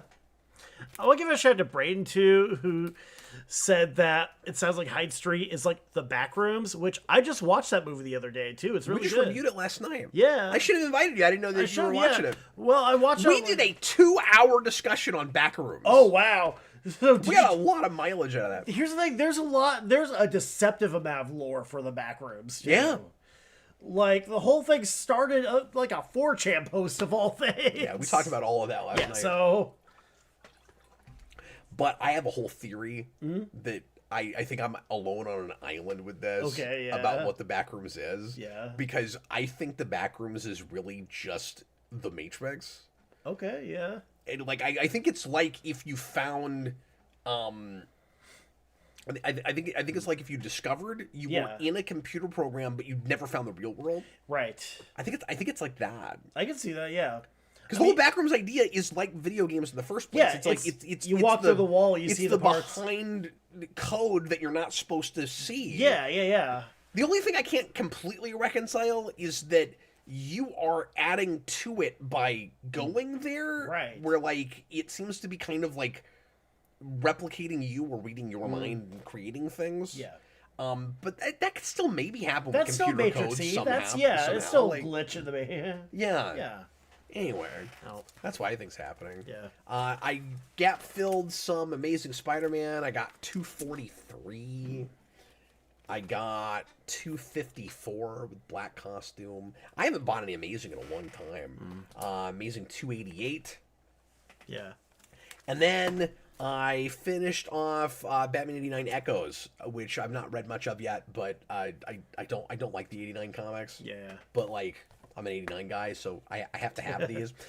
So I finally got 5, so that's the rest of that, because I had the rest of it. And then 6 I already had a copy of, but I really wanted that cover. That's a good cover. How do you not? Yeah. It's got the 89 fins in the bottom. Like, Yep. How do you not do that? Yeah, exactly. Okay, Chris, are you ready to finally open I'm the ready black to see. bag? Yep. Let's do it. I don't know if this is going to be interesting to anybody else, but I don't know. This is kind of a historic moment for me. I've never opened one of these. Let's find out. It's been 30 years, and I've never done it.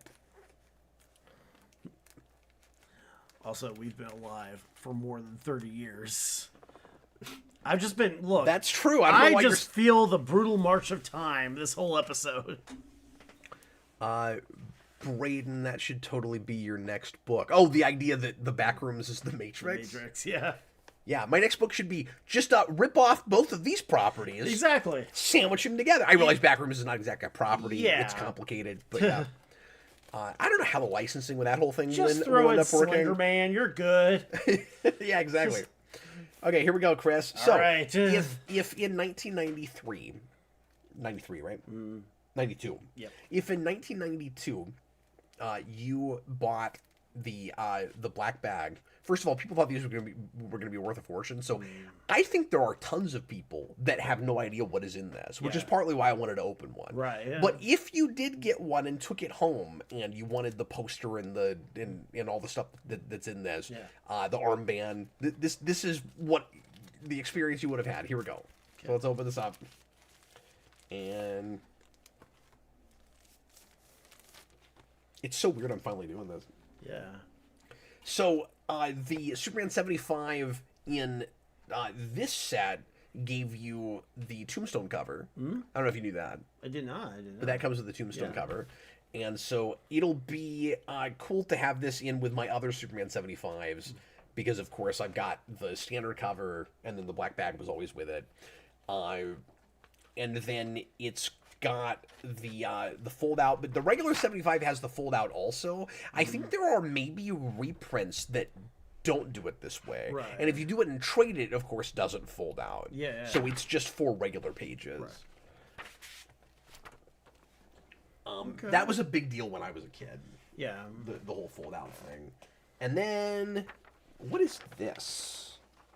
Oh, that's right. And then they gave you like a newspaper clipping. It's funny that it's just ripped up at the bottom. Like I don't know why they did that. And then it's just black. Where it's like it's supposed to look like we ripped up newspaper clipping. It too. Yeah. I don't know why you didn't just go all the way down with it, but all right. And then there was an exclusive trading card, Chris, that's just the same cover. Right. It's just the Tombstone cover. Yeah. Huh. And then you got stickers. That's cool. You could put it on your Trapper Keeper. You could, every time you go to, you go biology class, you could see Weeping Lois Lane. Yeah, exactly. I actually think they're supposed to be stamps, which is weird. Oh, wow. But yeah, I love the idea that you would just like put a sticker on your Trapper Keeper of Weeping Lois Lane holding bloodied up Superman. I always thought it was weird that he bleeds black. Yeah. I wonder if that was like an editorial thing too, like how it's gonna be too violent. They did that going back to like more like weird 70s movies. The Taxi Driver, that they had to black out a lot of the blood in like the big massacre scene at the end because the studio's like, we don't want this getting X. Because you know what's hilarious? Yeah. I have this poster already, and I didn't realize that this is where it came from. So the one I've got, well, you know what?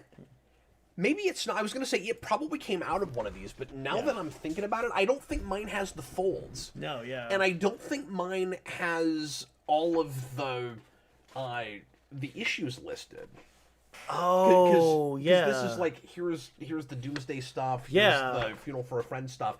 I don't think mine has that, but I have a Dan Jurgens signed poster. Yeah. Back in my closet back here. And that's part of the reason that I didn't feel the need to replace that book with a signed one. Because I actually already have Dan Jurgens' signature. Right. I just didn't get it signed. I bought it that way. But anyway, I knew there was a poster. I didn't realize it was this poster. I actually already have this hanging. But it's a little different because I don't think it has this. That is such like a time capsule poster too. Oh, I know. Like you've got those wonderful 90s design. You've got and this isn't just a poster. This is the cover for Funeral for a Friend 1. Yeah. Or 2. One of them. I've seen the image before, but I think does the actual cover cut off like not too far past like I think so. Yeah. I don't think you see all of it. And you may not even get all the characters up here. Yeah. Is that what you're saying? Yeah, exactly. And I'm not even sure if like Azrael's in the actual cover like he is here. Well, and it's just bizarre some of the characters that would show up to this funeral. Yeah. Like Deathstroke is there. It almost is like you couldn't think of enough superheroes. You had to throw in the anti-heroes in there too. And I'm like, why? Swamp Thing's here. Like right at the corner there, you got a Swamp Thing. I like Blue Beetle with his hand on his head. Yeah. That's pretty good. And then Wave Rider. That's what I was Guy Gardner with a blue jacket. Bloodwind. Yeah, Bloodwind. Fire and Ice. Yes. But I mean, they're actually featured in that story, and that's why you've got Guardian so close to the front because he's a major character in that story. Yeah. But anyway, well, that's cool. Yeah, that's cool. I've got this poster again, but slightly different. And then I thought there was supposed to be like the black armband, but I'm actually not seeing the armband there. Let's see if it's listed. Yeah, it claims it's in here, but I'm not seeing it. You just float to the bottom, or is it? I don't know. Or like maybe it's inside something. Wait. Like maybe yeah, it's in the middle of the comic. That's what it is. Okay, I'm not gonna lie. That's the coolest bit. It is. I like how emblazoned that is. Like it's kind of shiny. I didn't realize the S was shiny like that. Like I thought it was. I don't know. I thought it was less cool than that. I've never actually seen one. Yeah. Which is funny because I've had it in a box for 30 years. Now you have. You've seen it. But yeah, that's the coolest thing. Actually, that's really neat. Right. Okay, well, we've finally done that, Chris. You've made history on this channel. I know. Wasn't that a monumental moment? I am honored to be a part of it. I want to thank all 8 of you who are here right now and were witness to that. That was great. Okay, Yeah. well, Chris, I almost want to do a moment of silence for the death of Superman, but we don't have time. No. So now... Says play the Sarah McLachlan here. See you at the crossroads. I was going to say, was Sarah McLachlan all over your high school graduation like it was mine? Not so much. But... Like, I will remember you. Yeah, you will... I remember that Vitamin C song had like a little bit longer of a shelf life than... Oh, I don't even know what that is. What you're talking about, Raph? Oh, it was like, as we go on. Oh, God. We'll Yeah, remember. okay. Yeah. Yeah. I like the Sarah McLachlan one better than that. Yeah. I'd rather have that. Okay. Chris had things. I do have a few things. I'll power through these real fast. I'm sorry, man. I totally forgot you had things. Yeah. Like I said, we already talked about this. I picked up the Swamp Thing. Is that the new one? The new one, yeah. But here's like the thing, since it is technically an issue that just never got released. They formatted it. Yeah. The art, even though it wasn't the I forget who the original artist of the series. This is still Rick Veitch. But they tried to match it up to like the style of the time too. And did they print it on newsprint? They print, yeah. Can I see it? Yep. That's cool. Yeah, they tried to make it as authentic to the era as they could. No, they printed it like a facsimile. Yeah. You know what I don't like about it? What's that? Well, it's very facsimile. Yeah. It's trying to look like a 1988 comic. Mm-hmm. So I don't like that it had to be Black Label. Right. Yeah. But they even have all the old ads. Like there's even a bit in the back. That's great. Yeah, they even have like the old subscription thing in the back too. Because keep in mind, folks, we don't... this is neat. Yeah. We don't even do ads hardly at all. Marvel doesn't do them. DC does a little, but not very much. There's an antique mall, just in our area. This is gonna... This is gonna confuse people. Yeah. Because people are gonna think this is a facsimile. Right, yeah. Like, they're not gonna realize that they never released these issues. Yeah. So, was anything, like... tweaked on this? Did they have to finish anything, or was it just in a drawer? My understanding is that a lot of the art is original. A lot of the art, if it wasn't, that they just still kind of match up the style because... so it wasn't finished? It wasn't finished, I don't believe. So... I'm surprised they went to all that work. That's really cool, because if it wasn't finished, it'd be really easy to just, put it out like a normal book. Exactly, yeah. So... But, I mean, they did kind of... Good on them for that. Yeah. That's so cool. It is, yeah. Another thing that... But you haven't read it yet. I've just powered through it. Yeah, I've just kind of skimmed it. I haven't had a whole lot of time to read. I do apologize. Another thing... That's so cool, though. Yeah. So, I was up... I was actually up in Orlando recently. And while I was up in the area, I went to this shop in Cape Canaveral that I just saw an accent called, like, Defender Comics. And it was weird. Oh, you sent me a picture of that. Yeah. Well, it's weird because, like, the guy who owns it is from Wichita. So I come up with... That is weird. Yeah, and he had, like, this story about how he had, like, a corporate job up there. He hated it. It was basically, like, a 24-hour... I mean, he was at the executive level. Like, it was to the point where he was burnt out. Like, he got divorced. His marriage ended because of it. And then, like, his girlfriend was like... He probably gave up a $200,000 salary or something. Yeah. And, like, his girlfriend was like, okay, this is killing you. What do you want to do? It's like, I want to open a comic shop in Florida. It's like, okay, go do it. And so he did. That's what he did. And he's been there for like 20 years. That's awesome. The one big thing, too, is mostly back issues. And so there wasn't a whole lot of new. But they had the entire series of a book I've been wanting to read for a couple of years now. Godzilla, Here Be Dragons. Oh, cool. Is Godzilla versus Sir Francis Drake. When did that come out? Only like a couple of years ago. I want to say like 2024. Oh, okay. Yeah. I mean, it's recent too. But, Oh, is that like Tudor England? yeah. Oh, cool. Yeah, it's literally like Godzilla versus Sir Francis Drake. I would read that. Yeah. Oh, you said that. I'm sorry. Yeah. No, I would read that. That's neat. I mean, basically, it has like Queen Elizabeth. It has a lot of historical figures from the era. So, yeah, it's actually is this? That's yep, one of it's my IDW. That's one of my favorite periods. Yeah. There was I took a literature course in college on just Queen Elizabeth. Really? It was the whole course. It was the literature of Queen Elizabeth I. Oh, that's awesome. And it was a difficult course, but it was great. Yeah. We when I was still at the Renfest too, we were talking about doing Elizabeth as our story for the year. Yeah. But the thing too is the guy who played our Henry VIII was just too good at being Henry VIII. And it's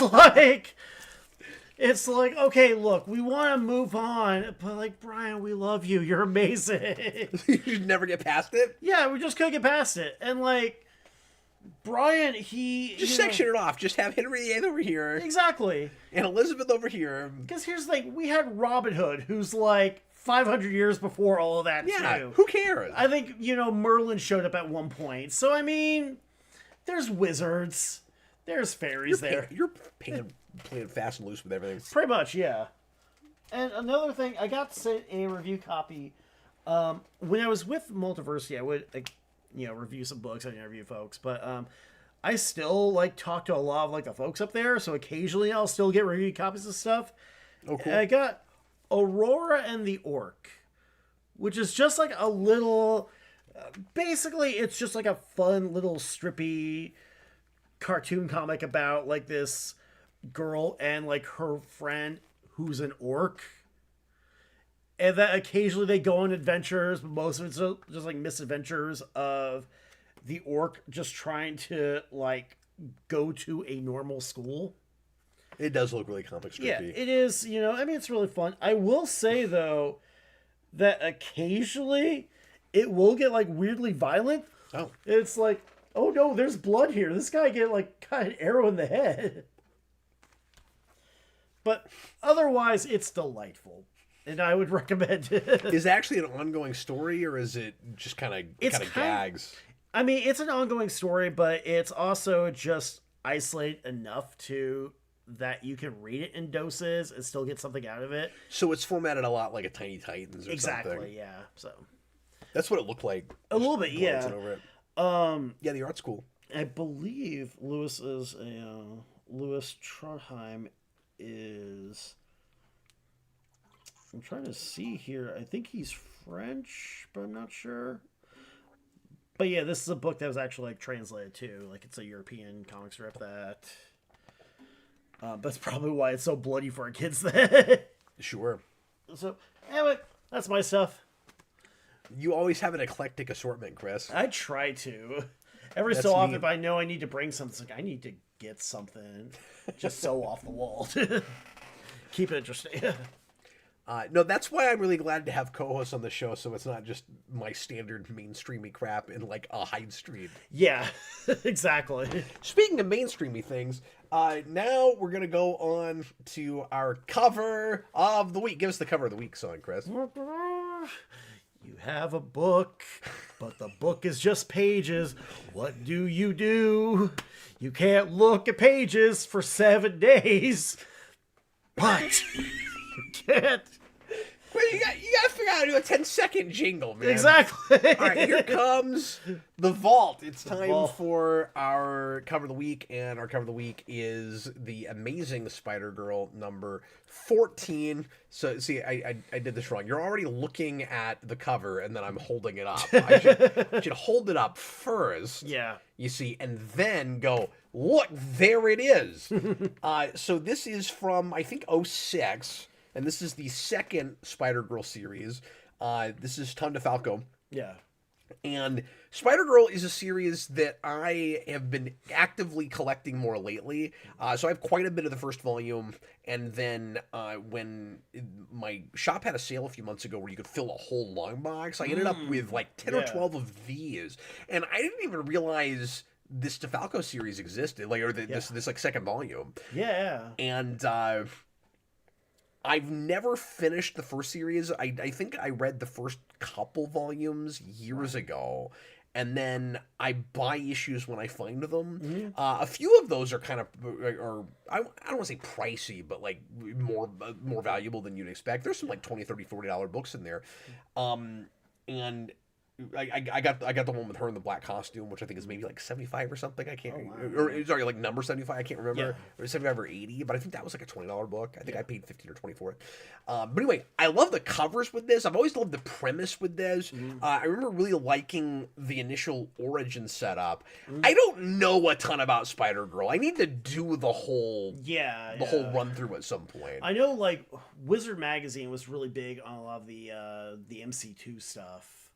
Although, even though I didn't really follow a whole lot of that too, Spider-Girl's the one I'm the most familiar with, but that's even just, I mean, I could tell you her rough deal. I could tell you what her, but, I know apparently, like, she was friends with, like, Juggernaut Jr. or something too. Oh, I didn't know that. Yeah.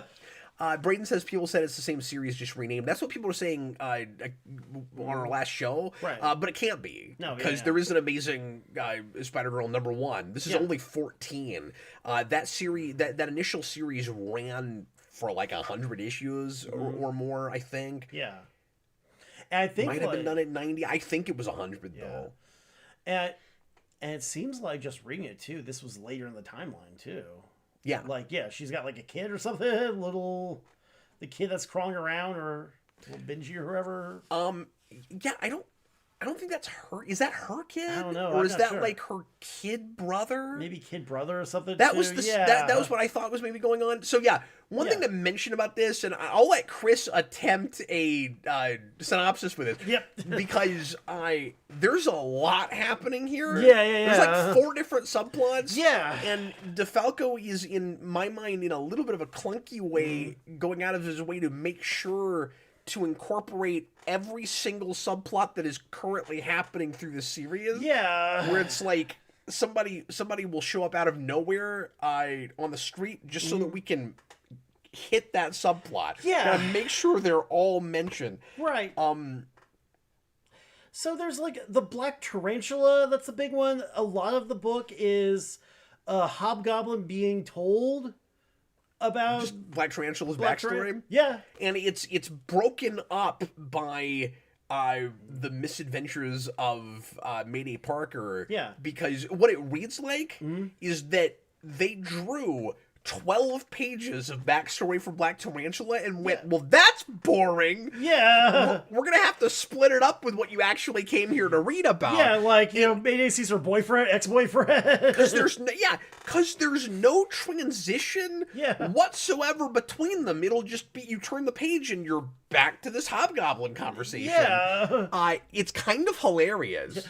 But then, like, Black Tarantula, we find, like, the last page that he's already taken over, like, all of crime. He's hanging out with like the Hand and was it the Order of Scryers or something. You're remembering more about this than I am. Yeah, that was, I want to say that it was, it's like Madam Web has like a cabal of Madam Web lookalikes, like they're all cosplaying Madam Web, but she's not there. Yeah, I love how whenever they draw, you get, like, the artist that always draws Hobgoblin's wonky eyes, too.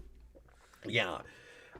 So, let's just peel the curtain back for a second and talk about like this conceptually and where it's at this point in the series. And again, we're always just reading these randomly out of context. Yes.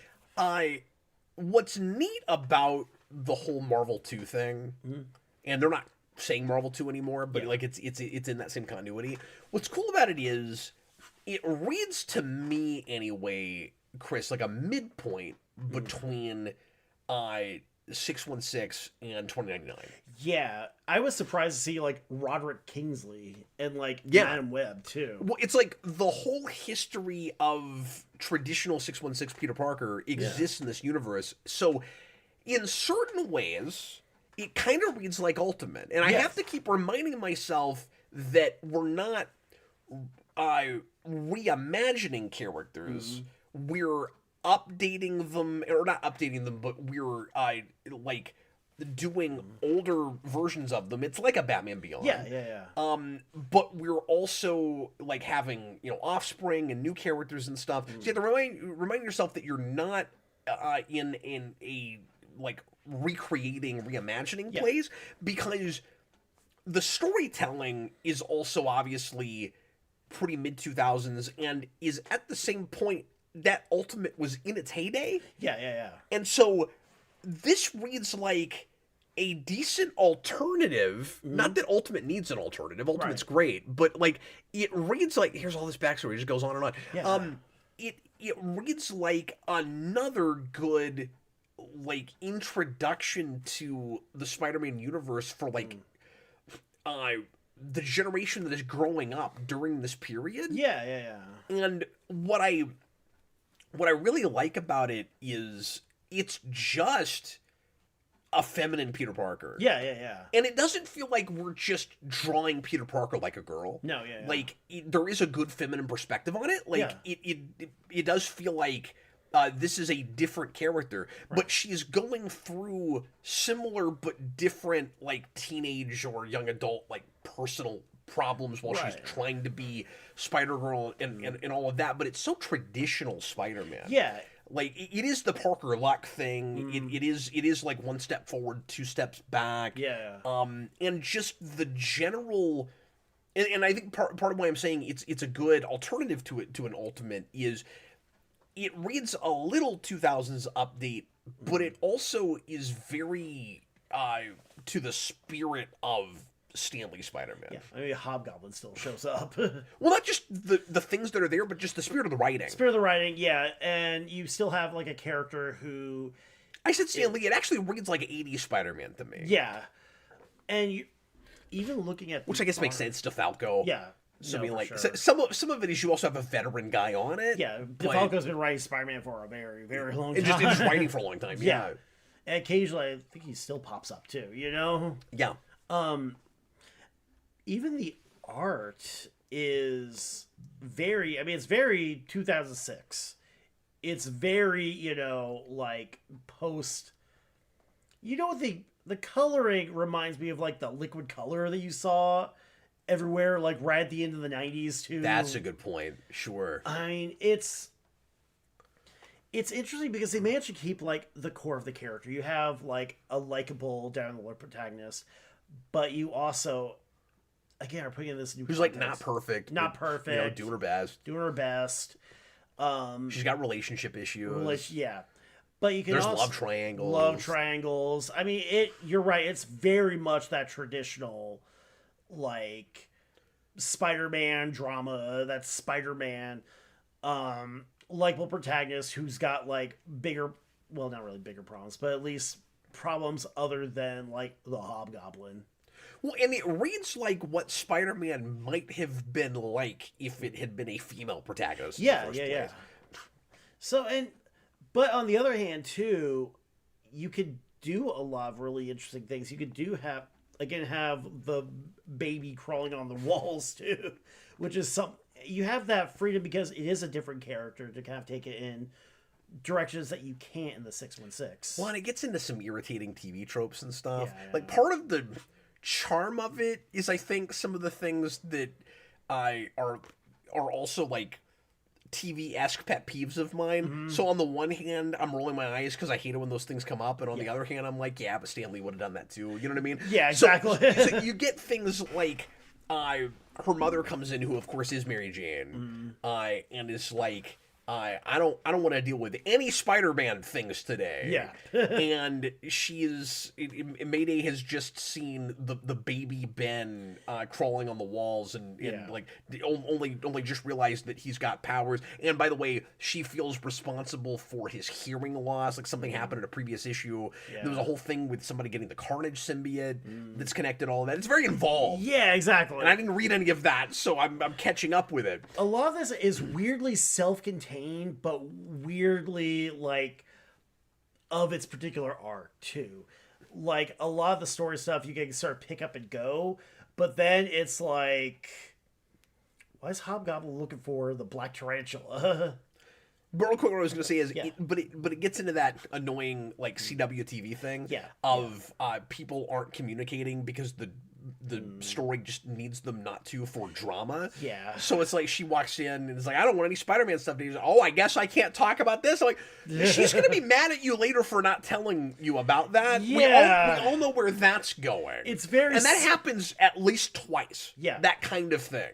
Where she's not communicating. And like, we throw the protagonist under the bus. We make her dumber. Just so that we can set up some kind of blowout that will happen later. It's sitcom-y writing, too. You can almost hear the laugh track when you read that, too. Yeah, and they're, like, keeping secrets for no good reason. Yeah, it's like, I could tell you, but no, I can't right now. Why? I just can't. But I just remembered I'm in a TV show. Yeah, so exactly. I'm in a comic book. I can't do that. Oh. So, yeah, I mean... Oh, and she's got her own Harry Osborn. Oh, is that who that guy's supposed to be? No. Oh. But she has her own Harry Osborn. Yeah. In that there's this guy that likes her but hates Spider-Girl because he blames Spider-Girl for his father's death or ruining his father's something. I forget what, but I'm just saying, like, we're also taking some new characters and putting them in the traditional Spider-Man roles. Yeah. I mean, I didn't put that together when I was reading this too. It was like, yeah, that makes sense that they've got. So I've seen the Brotherhood of the Scryers before. I want to say they were part, whatever they're called. I want to say that they were part of the Clone Saga at some point, like when they brought in Judas Traveler, whoever it was. That weird. Clone Saga got weird. Well, we all know that. We do, yeah, you do. So I mean. I always love Hobgoblin. He's on a bunch of covers from this series, so it kind of suggests that he might be kind of like her arch nemesis in this. Yeah. Is he like a second Roderick Kingsley, or does that guy just not age? Well, I was wondering too. You'd think he'd look older? You would think. Like, I guess technically, since I mean, everybody's probably only about 20, 25 years older. Yeah. We're not really talking Batman and Beyond. No, exactly. It's not like old man Bruce Wayne. And that kind of goes because that'd be more like a 2099. Yeah, and that kind of goes back to what you're saying too. Well, it'd be even later than that. Most of them might be dead by 2099. Yeah, I mean, it feels like a midpoint where you can have like older characters show up, but it's still in its own continuity. It's still far enough away from the actual timeline, but close enough where if you want like Roderick Kingsley to show up. Well, and one of the reasons I've always loved this concept is because it feels like the actual natural place for Spider-Man to go if it weren't for just the commercial side of it, where we feel like not just sliding timeline, but we have to like regress Peter Parker's age sometimes and like try to keep it as much in the status quo that people remember as possible, where if we just let the character naturally change and grow and actually really get older, then you would just have another generation. Yeah. And it's interesting that DC has kind of done more of that than Marvel has. And I understand there's no perfect answer to this, because I don't love it the other way sometimes either. I don't need both Batman and Superman to have a kid running around. I've never loved that. Right. But Marvel should have done more of that, because Marvel was always about being a little bit more realistic and having more flawed characters, and again letting characters kind of change and grow over time. So Peter Parker should have been allowed to not just get older, not just get married, not just stay married, but maybe retire from being Spider-Man, become a cop, have a daughter, let her become Spider-Girl, Spider whoever, or even die at some point. Yeah. Well, I know with like in X-Men with Claremont, one of his big things too is he originally wanted to cycle through characters. Like he wanted characters to retire and move on. Yeah. Like with MCU has ostensibly been trying to do. Exactly, yeah. And like Cyclops originally was supposed to marry like Madeline Pryor and just go off and live his life. Well, and you know what? We can see what would have happened with that tomorrow if we pick up that What If issue. As a matter of fact. So yeah, I mean, Marvel. Am I gonna have to buy that? I'm sorry, I put an extra book in your pull. Thank you. So yeah, I mean,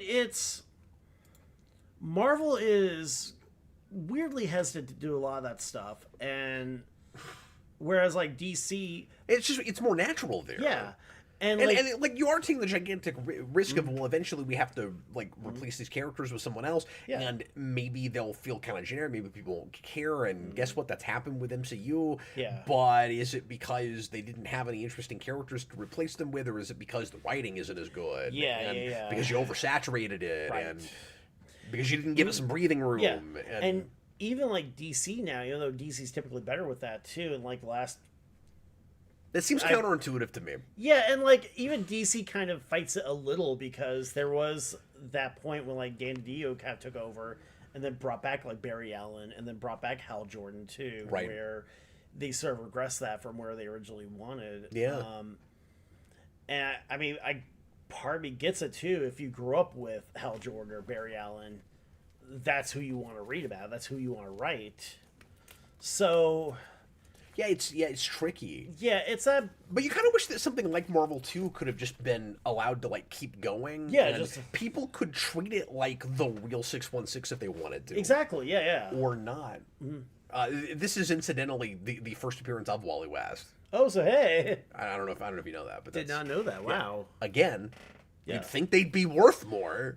You would, yeah. It's the first appearance of Wally. We don't care. It happened in Crisis. Actually, I guess it's the first Wally Flash because he was Kid Flash in the. That's what it is. It's the first Wally Flash. That's what it is. But I knew it was a key having to do with something first with Wally West. Right. You're right. That's what. But still, you'd think that would make it a bigger deal. You would think. Well, are you ready for phone shaking? I'm ready to shake. Did that make you want to read more Spider-Girl? It did me. A little bit. Yeah, it made me at least kind of want to see what a lot of, because it felt very much. I mean, look, I was at least sold by a lot of the Black Tarantula stuff. Like, all right, you're laying on the exposition pretty thick. Yeah, that was the stuff I was bored by. I thought it was really funny they had all this exposition just to finally say, it's a lineage of them. Yeah, he's not actually immortal. I'm like, okay. Yeah, it's like, thanks, you could have said that, but at the start. Here's the thing, it was one of those that, like, that stuff was boring, but it's one of those where it wasn't so much the content as how it was being told, and yeah, no, that's fair. They knew it was boring too. Yeah, exactly. They split it up. Yeah, it's so funny. All right, you ready? Yep. I'm gonna let you do it. Here we go. We're gonna find out what next week's cover of the week is going to be. More Spider-Man. And Chris found us. Oh, weird. Yeah. I didn't even know I had this. Okay. This is Web of Spider-Man. It's an annual, which means we have 64 pages to read this time, Chris. My apologies. I hope we get a one-shot. Whoever... Yeah, I hope whatever we spin on the wheel is shorter. If you got $5 a one-shot you really want us to read, now's your time. Web of Spider-Man Annual 8. Let me just pull this cover up for everybody. It's The Hero Killers. Oh. The Hero Killer. I mean, that's weird. You think a lot of villains in Marvel Comics would just be that. They'd be hero killers. They're just the hero wounders. These guys are out for the kill. So we're just stuck in mid '80s land, Chris. This is from 1985, just like Crisis. There we go. It was the '86 maybe. But yeah, you got Venom up in the corner here. I don't know what that's about. Inside Venom Part 3. I don't know what's that. So this being a 64-page annual, it probably has multiple stories in it. Yeah. They got the New Warriors there too. Yeah. Like Night Thrasher and the New Warriors were either because of course I wasn't in comics. I was 1 year old when that came out. But when you go back and look at comics from this period, the New Warriors were either a big deal or they wanted you to think they were. Yeah. I think it's probably more that second thing. Probably, yeah.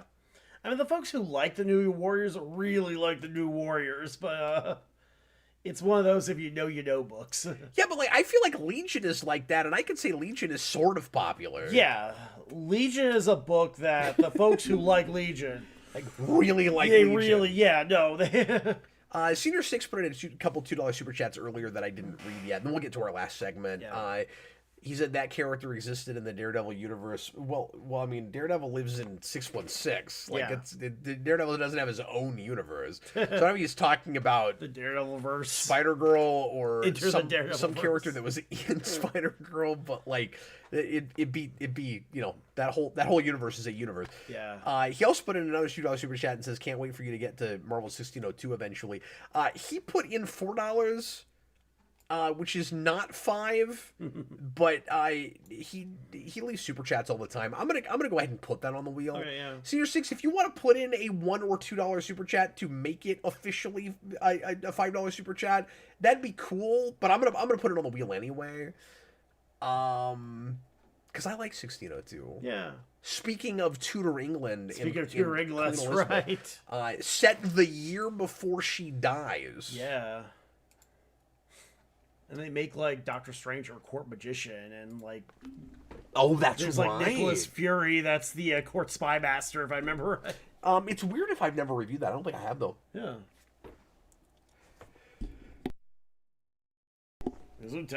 Senior Sticks. Okay, I'm gonna have to put all of this back in the wheel once again. Yeah. And then we're gonna tackle our featured book. Chris, give us our featured book song. Our featured book song. Hey, gang, do you like cowboys? Do you like the Old West? Well, technically, this is one of those. Wow, it even had its own song for specifically this book. Exactly. Yes. That's amazing. I know. Yes, I wrote this about Jinx. So this. So weird this worked out. Jinx has nothing to do with westerns. That was noir-ish. Anyway, so now we're going to get into All-Star Western, just the first volume. Now, this book is set up interestingly because it's in kind of... So this is 2011, this is New 52. It's set up in kind of 3-issue story arcs that build on each other. It reminded me a lot of recently Batman Dark Patterns. It's exactly that kind of structure. I can see that. And I kind of wonder how the first 12 issues read in continuing to build with that. This made it... So some New 52 books got canceled after the first 12. This one got 3 years. This one went all the way to 35 or 36. And I don't know if he stays in Gotham the whole time because I've not read past this arc. But I was surprised to see that it went that long. Yeah, because again, there were a lot of the New 52. There were like some books that they're like, okay, I guess we gotta fill this out. Let's try doing something interesting. Like there were a couple like straight war books. Yeah. Which it's funny too because you don't really you saw like a little bit of those after the Ultimates came out because for whatever reason Wizard Magazine decided the Ultimates wasn't a superhero book as a war book. Okay. But then, that's a whole thing. Yeah. But you also had like Demon Knights, which they decided to do which I really like too. But I'm also more of a high fantasy guy than. Yeah. And I'm just not. But no, it seems like part of the mission statement of New 52 was, let's not make it all superhero and let's embrace the history of all the other genres that we have, which was cool in theory, but you had the problem of a lot of things being kind of mandated from on high and people being like thrown on books that were not necessarily really suited for them or excited for it and had a passion for it. Right. This reads and it was very splintered. Yeah. Like there were some New 52 titles that what is the word I'm looking for? That were like really inspired in the first place. Yeah. Like Supergirl comes to mind. For sure, yeah. And then there were other things that felt like nobody really wanted to make them, and didn't really fit with any of the rest of it, and and then there were like odd choices that ended up being really cool because the books were good and because they were different genres, like your I Frankensteins and things like that. Was it I Frankenstein? I Vampire. No. What was the Frankenstein Agent of Shade? Agent of Shade. That's what it was. Yeah. Sorry, there was a Frankenstein book. I did read some of that. It was quite good. Yeah. So just to your point, it wasn't just Western; it was everything. Yeah. I'm surprised they didn't do a straight up romance book. I know, right? During this period, they could have. They could have gotten away with it. Yeah. So this one is on more of the inspired side. Yeah. I see why you picked it. It's quite good. Yeah. And it also reads like a thing that could have been cooking before New 52. Yeah. I think there's but I'm not sure about that because it's also part of that mission statement of let's not just make it all superhero. Right. So like I don't know. It's possible that this was a pitch that just found its moment. Yeah. That this might have just been kismet. It might have just been like a lot of different ideas just coming to a head. But I just remember hearing, like I saw like, oh, they're doing a Western book. That I heard that it was Jonah Hex and Dr. Arkham. Yeah. And it's like, okay, I might need to. So yeah, I remember picking this up, loving it, and then again, like it was just so weird because they get into the crime Bible later on in the series too, because part of it feels like so much of so many ideas in a blender.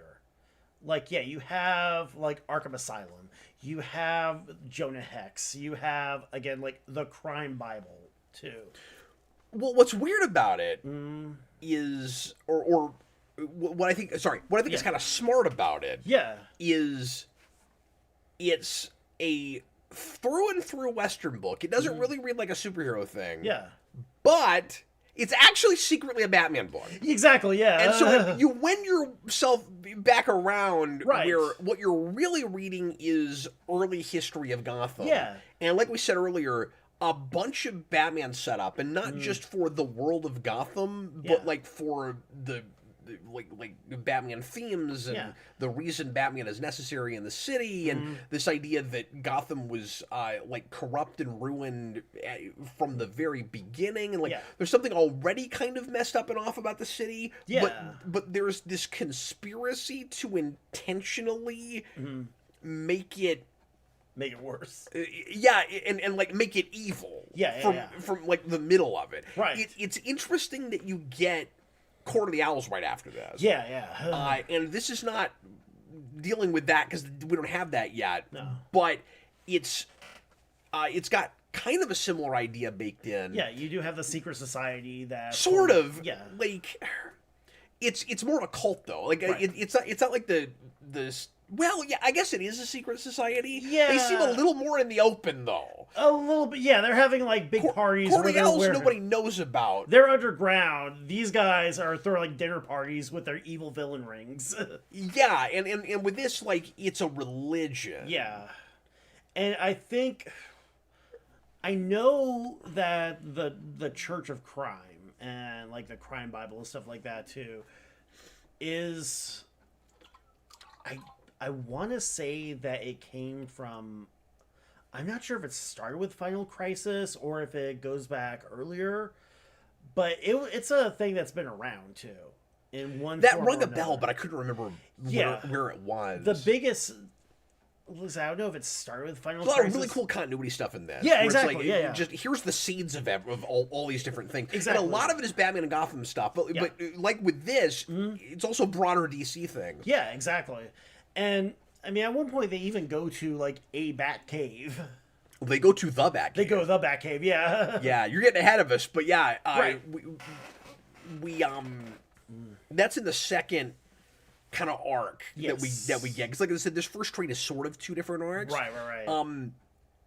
Yeah, can we set this up and then get there? Yeah, exactly. So because I want to start talking about that, but Yeah. there's I'm sorry, but I'll forget the start of this. Yeah. So you've got like I said, basically two stories that we read, and both of them are kind of, in a weird way, putting Jonah Hex in the Batman place. Yeah. But his motivations are very different. Right. Like, he is a bounty hunter. There's a lot of really interesting parallels that just naturally come to my mind as I'm reading this between Jonah Hex and Batman. yeah. Because he has to be our stand-in. We don't have a Batman yet. And the best thing we can come up with, or the like the best thing we have to replace that is this guy that hates the city, hates cities in general, doesn't want to be here, has a super cynical view on life. I mean, he's like the Western version of Constantine with even less altruism. Yeah. And but the thing they have in common is they're both really good investigators. Yeah. And that secretly there probably is some sense of justice to this guy. Yeah. Like, despite everything and the horrible way he was raised, and the fact that his parents didn't want him, like, again, interesting parallels with Batman, where like, Batman is formed by his loving parents killed in front of him. Right. This guy is formed by his parents give him away to an Indian tribe and they ruin his face. Yes. So like, I mean, it's also interesting too because there's such another thing I like too was the dynamic between him and was it Amadeus Arkham that was how you had like these two contrasts where you have like the rough and tumble cowboy, the bounty hunter who will just go and like shoot you in the face, and then you have the scientist from the well-to-do family. And you also pull into a lot of just Victorian tropes too, like even though this book doesn't invent the idea of the mad woman in the attic that came from Arkham Asylum, his mother who in like the original Serious House of Serious Earth. Yeah. Remember the scene where she like just spits up a bunch of bugs or whatever. Well, and I was thinking Gotham by Gaslight real hard. Gotham by Gaslight too. Yeah. So because this first arc has a Jack the Ripper type in the Gotham Butcher, and so Jonah Hex comes in and begrudgingly investigates that, and then is really ready to leave by the end. Never wanted to be here. Right. By the end of that, and then he gets pulled into yet another mystery. Into the second arc where he like leaves Arkham, and then they end up teaming back up again later. Yeah. So, I mean, it's interesting, too, because, they don't like each other, but they play off each other super well, too. And I do like how there's such, like, contrast. But well, especially in psychology, because one overthinks everything, and the other oversimplifies everything. Yeah. So, I mean, that's always great, too. You have, like, two partners who... I mean, it's the buddy cop thing. It's the buddy cop thing where you have, like... But they don't get cutesy with it at all. No, and like they're never really friends, at least in what we read. And that's the one real glimmer of humanity you get with Jonah Hex. I mean, there's a couple, but one of the big glimmers of humanity you get of Jonah Hex is at the end of issue 3 when he is kind of mean to Arkham in their departure, where he's like, "We're not friends. Don't try to shake my hand, Yeah. get out of here, and then Arkham like stands up for himself finally, Yeah. and he says, I saved your life. He basically did. Yeah, he's like your he head almost, would have blown off you if he I was almost there. loses Yeah. his head, and he's like, I saved your life. You owe me more respect than this, and Jonah Hex basically levels with him and finally just says he's got kind of that like Constantine thing, like I said earlier, and also Wolverine thing of like I had a lot of Wolverine in him with this. I can see that. Yeah. Of everybody that I get close to dies or something horrible happens to them. Yeah. And so you're better off just staying away from me. And he doesn't ever get emotional or even give the guy any kind of an inch like he likes him. Yeah. He just says, look, it's bad to be close to me. Yeah. And you can kind of read into that he cares enough about the guy. Yeah, that he doesn't want to get killed. Like, yeah. That's his way of saying it's not a respect thing. Yeah. And like the closest we even really see him get to a character is that is another thing he has in common with Batman, where Batman does not like getting close to people. Yeah. I mean, it's funny because like he's antisocial and he's not good at that, and he comes off cold and clipped and like he doesn't care about people around him. And I don't know. I could honestly spend this entire review just comparing and contrasting Batman to Jonah Hex when Batman is not even in the story, because it's all inherently there in the setting, which is really interesting, and because Jonah Hex is taking Batman's place in a Batman. This is a Batman story. It is, yeah. It's funny because Batman is all over this book, even though he never shows up. Jonah Hex even goes up against a giant bat. Yeah, exactly. In the Batcave. In the Batcave. Generations before Bruce Wayne is born. Yeah, exactly. It's kind of wonderful. Fights the Dream Monster from that deleted Batman Forever scene.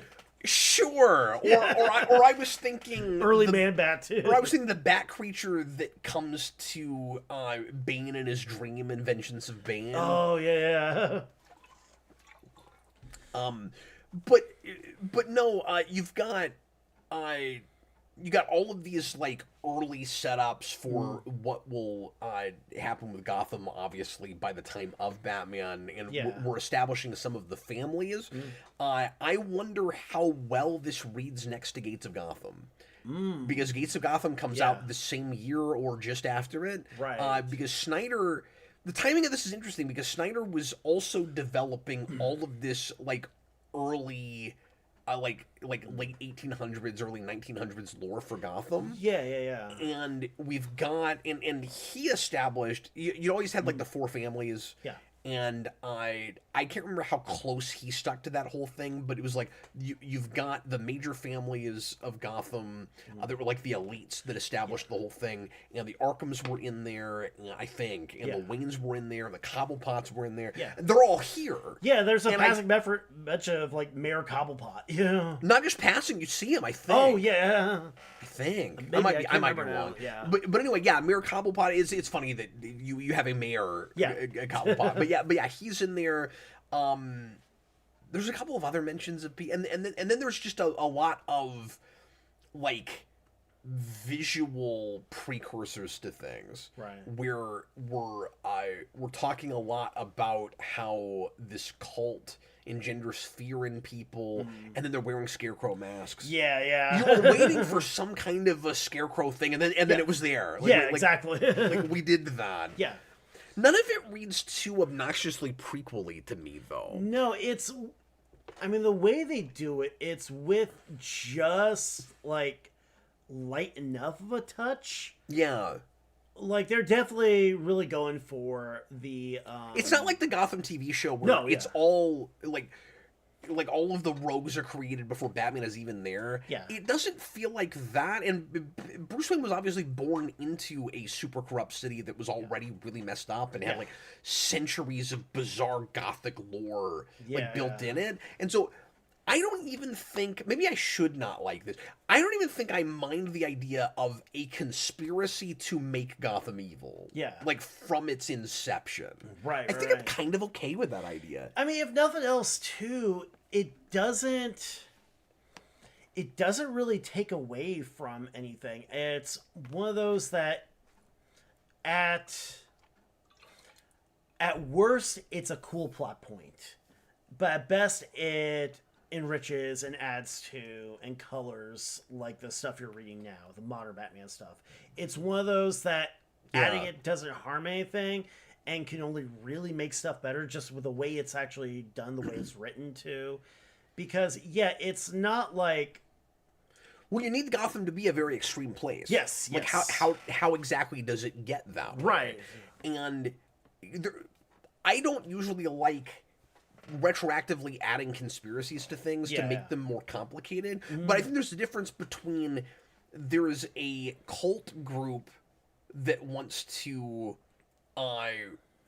like take over and be the leaders of Gotham through this like perverse, almost devil worshipping thing. Yeah. And there's a difference between that, because you can see how Gotham would turn into what it is because of that. Yeah. There's a difference between that and, well, we always thought that just this random guy came out of the shadows and killed Bruce Wayne's parents, but actually it was this very elaborate conspiracy. Exactly, yeah. I think those are different things. It is, yeah. And here's the thing, like, the stuff with the occult, that's a supervillain plot. That's something that probably that you could do in, like, a modern Batman comic and still have it kind of work. It's not necessarily overcomplicating, like, it's not overcomplicating the Waynes got shot by a guy. Yeah. It's something that, you don't necessarily need it to understand Batman as a character, but having it at least puts that different perspective on Gotham as a city, or colors it a little bit.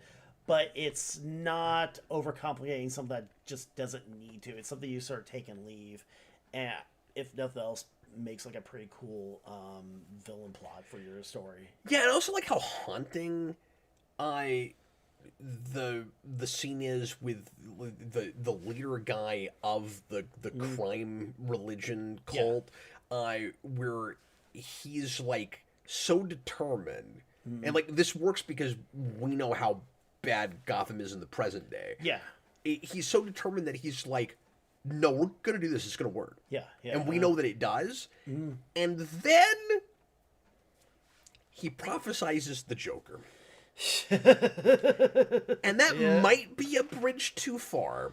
Yeah. But it's just vague enough. Right. That it maybe works okay. I thought that was the one thing where I thought maybe we went a little just too pushing cute with a it. bit, you know. Am I right that that's what that was? Where he's like, there's gonna be this this like psychotic, villain that will. I forget what exactly he says. I forget but the like, exact phrasing. Yeah. But like he'll be the king of all of this, and you'll never see anything like it. And okay. It's at least something that it didn't feel.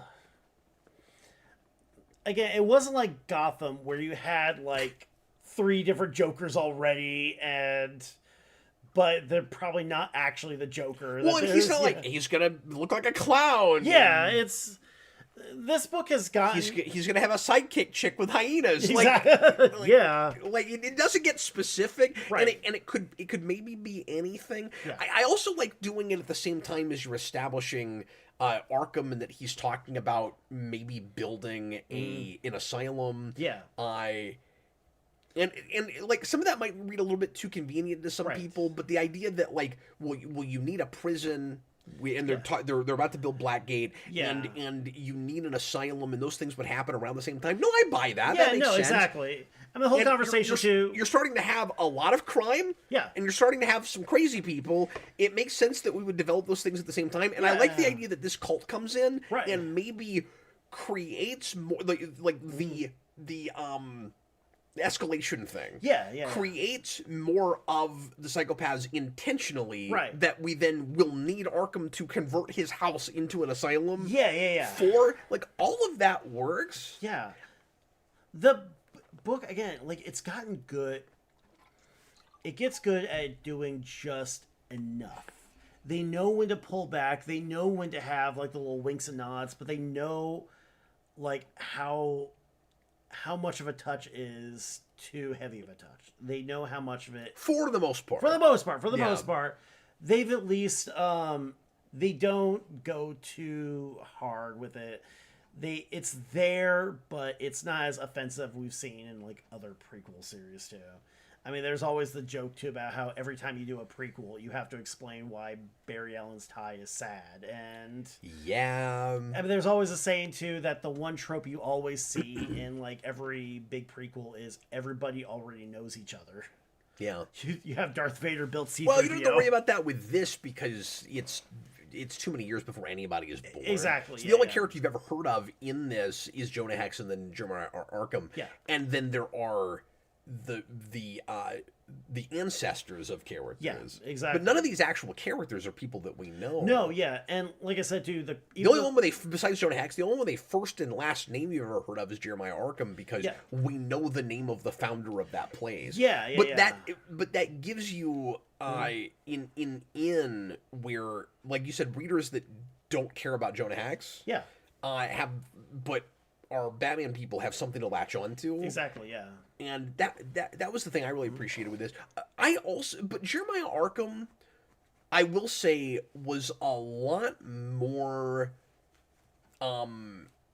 like altruistic and level-headed than I expected. Yeah, exactly. I thought there was gonna be something a little twisted about him. Right. Especially, like, just going into this, if I'd known that character was going to show up, I would expect that, because the way he's always talked about it seems like something's not quite right with the way Arkham is even built in the first place, like the asylum, where, like, maybe his heart is sort of he thinks is in the right place, but it's either he has too much, I mean, we've seen this idea and this character played different ways. Yeah.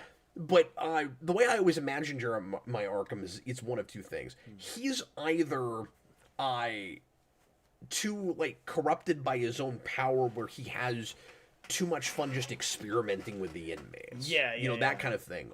Or it becomes the problem of, like, the psychologist guy from Watchmen where he doesn't actually care about his subjects. Yeah. It's just science and it's just fame and glory and all of that. Yeah. And this guy is much more of a humanitarian than I would have expected. And especially because when Jonah Hex first meets him, they set it up where the sheriff, or not the sheriff, the leader of the police, is he a commissioner? Is he a no? What, crap, I can't remember. What is he? Yeah. But anyway, he is really antagonistic. Toward Jonah Hex, and it's like, well, you're going to make the police department look bad if we need you, so like go away. And you think Jonah Hex is going to hate that guy, and he says a thing that sounds like he's being kind of pissy to him, and then it turns out that it's actually about Arkham. And that was confirming initially some of my suspicions, which is he's immediately seeing or like not trusting the psychologist that he's going to have people's best interests in heart. And then it turns out Hex is kind of wrong. Yeah. I mean, it's weird how I'm not even sure how I feel about that. It's weird how they make Arkham sort of the heart of the story too, but he's also weirdly the point of view character too. And no, he's like a Watson or something. Exactly. I mean, it's interesting because, again, like, that's a character who in the Arkham OGN, Serious House, Serious Earth, and in the Arkham games too, how has like more of a sinister sinister tone to him. And I think there's a bit in like the Arkham Asylum book where he was doing electroshock therapy. Is like, hey, this guy's a monster. What if I just let the shock go on a little bit too long? Oh, he died. Well, right. What I'm wondering is if the idea is that Gotham eventually corrupts the people that try to save it. And that's what will make Batman stand apart, is that he's incorruptible and everybody else is ruined by it. And so he starts off in this real naive, sort of like Harley Quinn going to the Joker, right? Exactly, and sometimes we play her twisted in the first place, but this idea that he can come in and finally solve this problem, and he'll just be ruined by it like everybody else is. And this series goes on long enough. I wonder if we see it happen in this. I wonder, again, too. There's our scarecrows. There's the scarecrows. But then, yeah, you have Jonah Hex, who is, I mean, arguably already corrupted. So if he's the character that kind of comes through and leaves relatively unscathed because he's already scathed. Yeah, that's true. Like, I don't know if corruption is the right word exactly. Right. I mean, like, yeah, Yeah, the character is corrupted by violence, and Yeah. and again, like, he doesn't trust anybody. There's a line from Arkham about how he doesn't see Hex doesn't see most people as people. Yeah.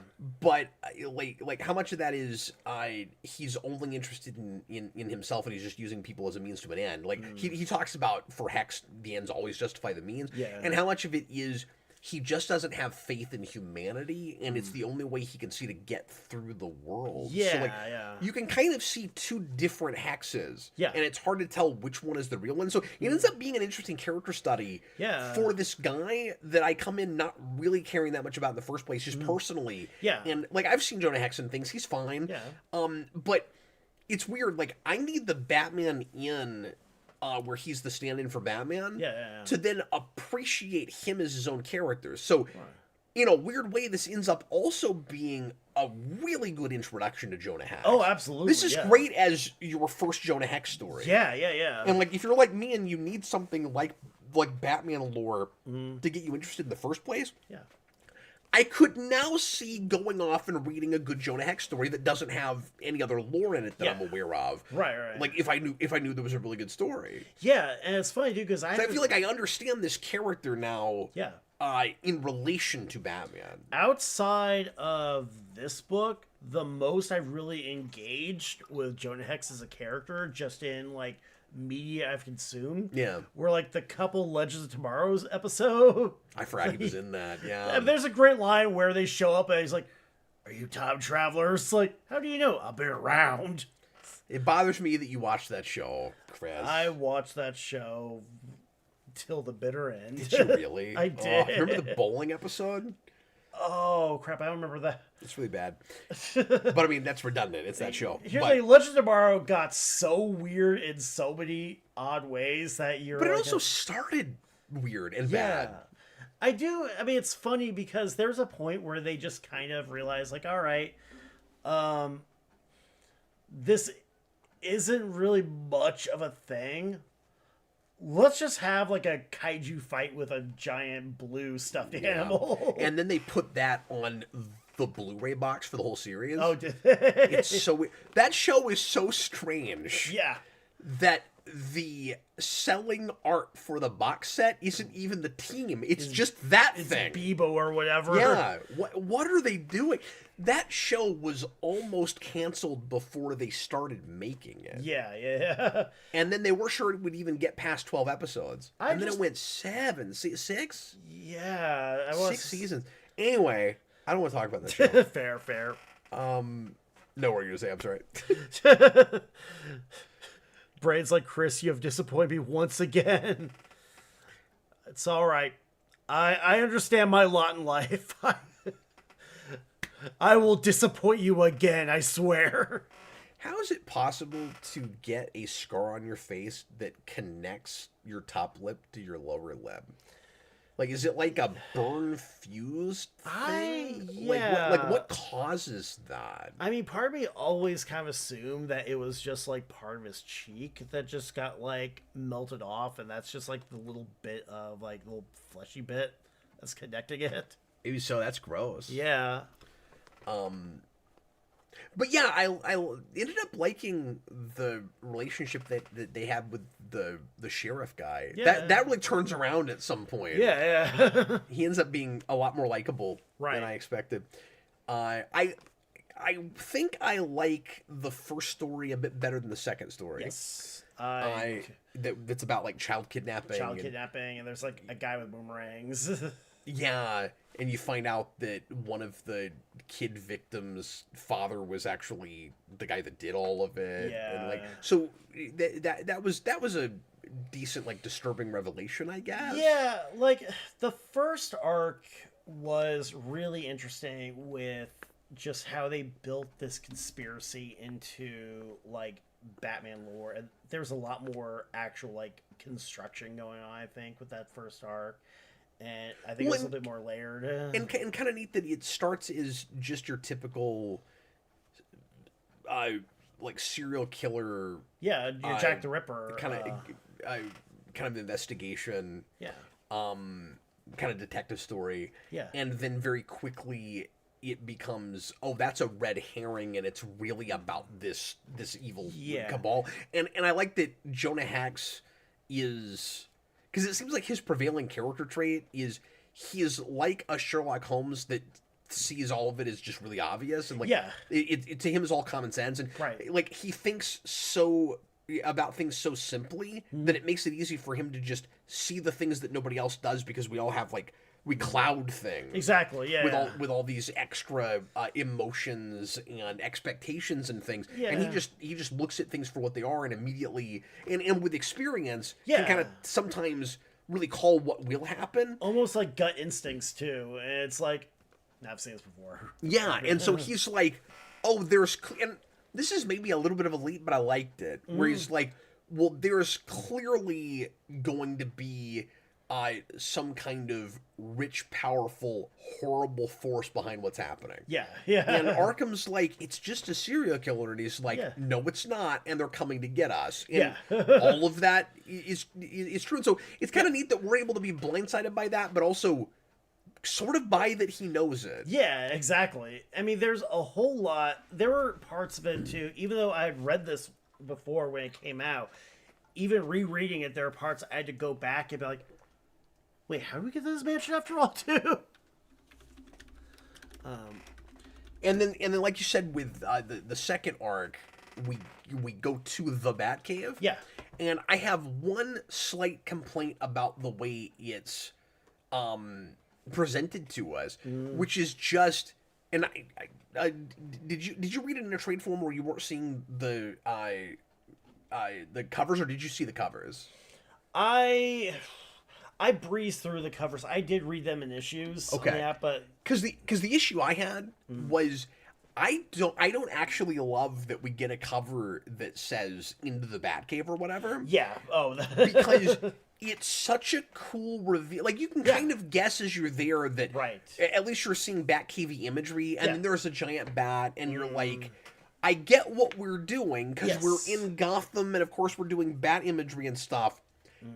It's not a reveal that you've been under Wayne Manor the whole time, because you had a cover that said Batcave. That just flat said the Batcave. I wish we had done that. Right. And like, maybe you sell more copies that way. But like, it's cooler it's cooler if it's a reveal. Right. When you go and you see the Wayne ancestors. Yeah. And you don't want the spoiler right up front. I mean, that was part of the fun, just kind of going through and realize like, oh, we're doing this. Wow. There's sort of a cliffhanger over issues where you're underground, and that could be what it is. Yeah. And then when I saw that cover, I'm like, okay, we're just confirming that we are for sure at the Batcave, or at least caves in Gotham that you could refer to as the Batcave. But like I said, then I didn't get to be surprised when the Wayne showed up. Yeah, exactly, too. And we figured I was like, don't do that. No, yeah. In fact, I would have even put the giant bat on the cover before I would have done that. Yes, yeah. And that was kind of a neat reveal, too, but I don't think that would have been spoiling too much. That would just be a thing to get you to read the issue. It's just, that's who he's fighting this issue. That's the monster. And, and I like that there is slightly supernatural stuff. Yeah. Because it is Gotham. It is, yeah. And we get to those kinds of things, and it makes it feel more like pulp Western than straight-up traditional Western. The Weird West, Yes. Yeah. Where you got like genetic engineering and crazy crap like that. Yeah. So, I mean, it's funny, too, because Jonah Hex is a character that doesn't necessarily, like, to the best, kind of dips into that a little bit. Not as much as the movie did, but I haven't seen the movie, so, I saw it once. Yeah. It's pretty bad, but it's weird how many comic characters Josh Brolin has played. I know, right? I just gotta say that. Yeah. And you never thought you'd live in the eventuality, in this weird topsy-turvy universe Yeah. that we live, like we're in the back rooms. Yeah. You never thought you'd live in the weird eventuality where the same actor would be both Jonah Hex and Thanos. And Cable. And Cable. And Cable, yeah. But especially Thanos and Jonah Hex Yeah, two characters who, like, is very if strange. you'd gone back 30 years and said they're going to get a movie, like, nah. Earlier, Killer Moth Strikes Back put in a $5 super chat and said, dropping by to show some love. Thanks for hanging out, man. Surely Jonah Hex's breath must be horrible. And then he didn't realize he could put in a request. So he put in a request. And his request is Batman 80-page giant from 2010. I think I own that. Okay, yeah. It says it's a white cover with Joker in the center. I'm going to look that up real quick. I think I've got that. But yes, it's on the list. So you got your wish. Somebody put a one-shot on There the we list. go. Perfect. It Hey. could come up tonight, and then we can live with our 64 pages Appreciate you, man. for the cover of the week. I do And love how it dropped. He didn't even do that because you said it, because he didn't hear you say it. So that's amazing. I do love how I dropped just $5 to be like, man, this guy's a halitosis like crazy. Yeah, but also it's the Old West, Yeah. and so probably everybody Spelled nasty. That's the everybody did. yeah. No, a whole lot of showers on the prairie. Really good pick though. Thank you. Like when you picked it, I was like, I mean, like I'm gonna trust your recommendation. Like I had heard it was one of the better 52 books. Yeah. Like it's. And like I said, I might have read one and I forgot about the whole Gotham thing. Right. But I was intrigued to see why you picked it. Yeah, and again, it was a book. It's not something I would have normally. I was like picked up. 6 pages in when I went, oh, neat. Yeah. Again, it was a book that I knew what like the general conceit was before I bought it, because it wasn't anything I was really I would have really picked up, because I'm not really a big Jonah Hex guy either. Yeah. But I found out, I saw on like a forum somewhere that no, this is basically Dr. Arkham and Jonah Hex in like old timey Gotham City. You're like, all right, okay, I can get behind that. Yeah. I give this a try. I mean, it's funny too because it was kind of similar to how I read the Iron Man Darkhold book, where again that was an event I wasn't really following. I heard like even though the rest of the event wasn't super great, this one book was pretty good. And I've since heard that there's like a Wasp book in like the same event that's also pretty good, but other than that, you can kind of ignore the rest of the Right. yeah. So this was just something that more or less found me. Well, I was also surprised that it stuck with Jonah Hex and the Gotham thing. Yeah. Because I thought it might be more anthology than that. Yeah. And like jump to different places. And I looked at a couple pages of the last issue and like it's still Jonah Hex. Yeah. I don't know if he's in Gotham anymore. Right. But yeah, I liked this enough to buy it. Like if I find these in singles, I'll probably go and pick it up. Yeah, for sure. Because it fits, my Batman stuff. And again, it reads like a Batman story without Batman. It does, yeah. Batman, like I said, Batman is all over it, and you never see him once. And how easy would it be to take a character like Jonah Hex and kind of try to force him into just sort of being Batman somehow? Right. And like, I really like that. I don't mean to repeat myself, but yeah, I'm surprised by how well this is handled. Like, it's just really thoughtful and kind of clever. Yeah. That I understand. I feel like this character that I never really appreciated that much in Jonah Hex through the lens of missing my favorite character. Yeah. Like within the story. Yeah, I mean, and it makes him like sympathetic enough, and he's got a lot of layers. Yeah. And I don't know all the time if Arkham is right in his psychoanalysis. I can read between the lines, and I'm like, he might not be exactly what you're saying he is. There's more to this man than that, and yet. You can also see through Jonah Hex why Gotham needs something like Batman, and what makes Hex special, and what makes Batman special. Yeah. Jonah Hex is a character that you get almost immediately, but not entirely. Like, you get what his deal is, but then from there you can sort of explore what other layers there might be. I mean, it's kind of what you want from, like, It's what you want from a protagonist. Sure. A character who you could describe in like a sentence, but then you could explore. You could see what his motivations are. You could see what, just from how he treats people, how he lives his life. And I mean, there's a deceptive amount of depth.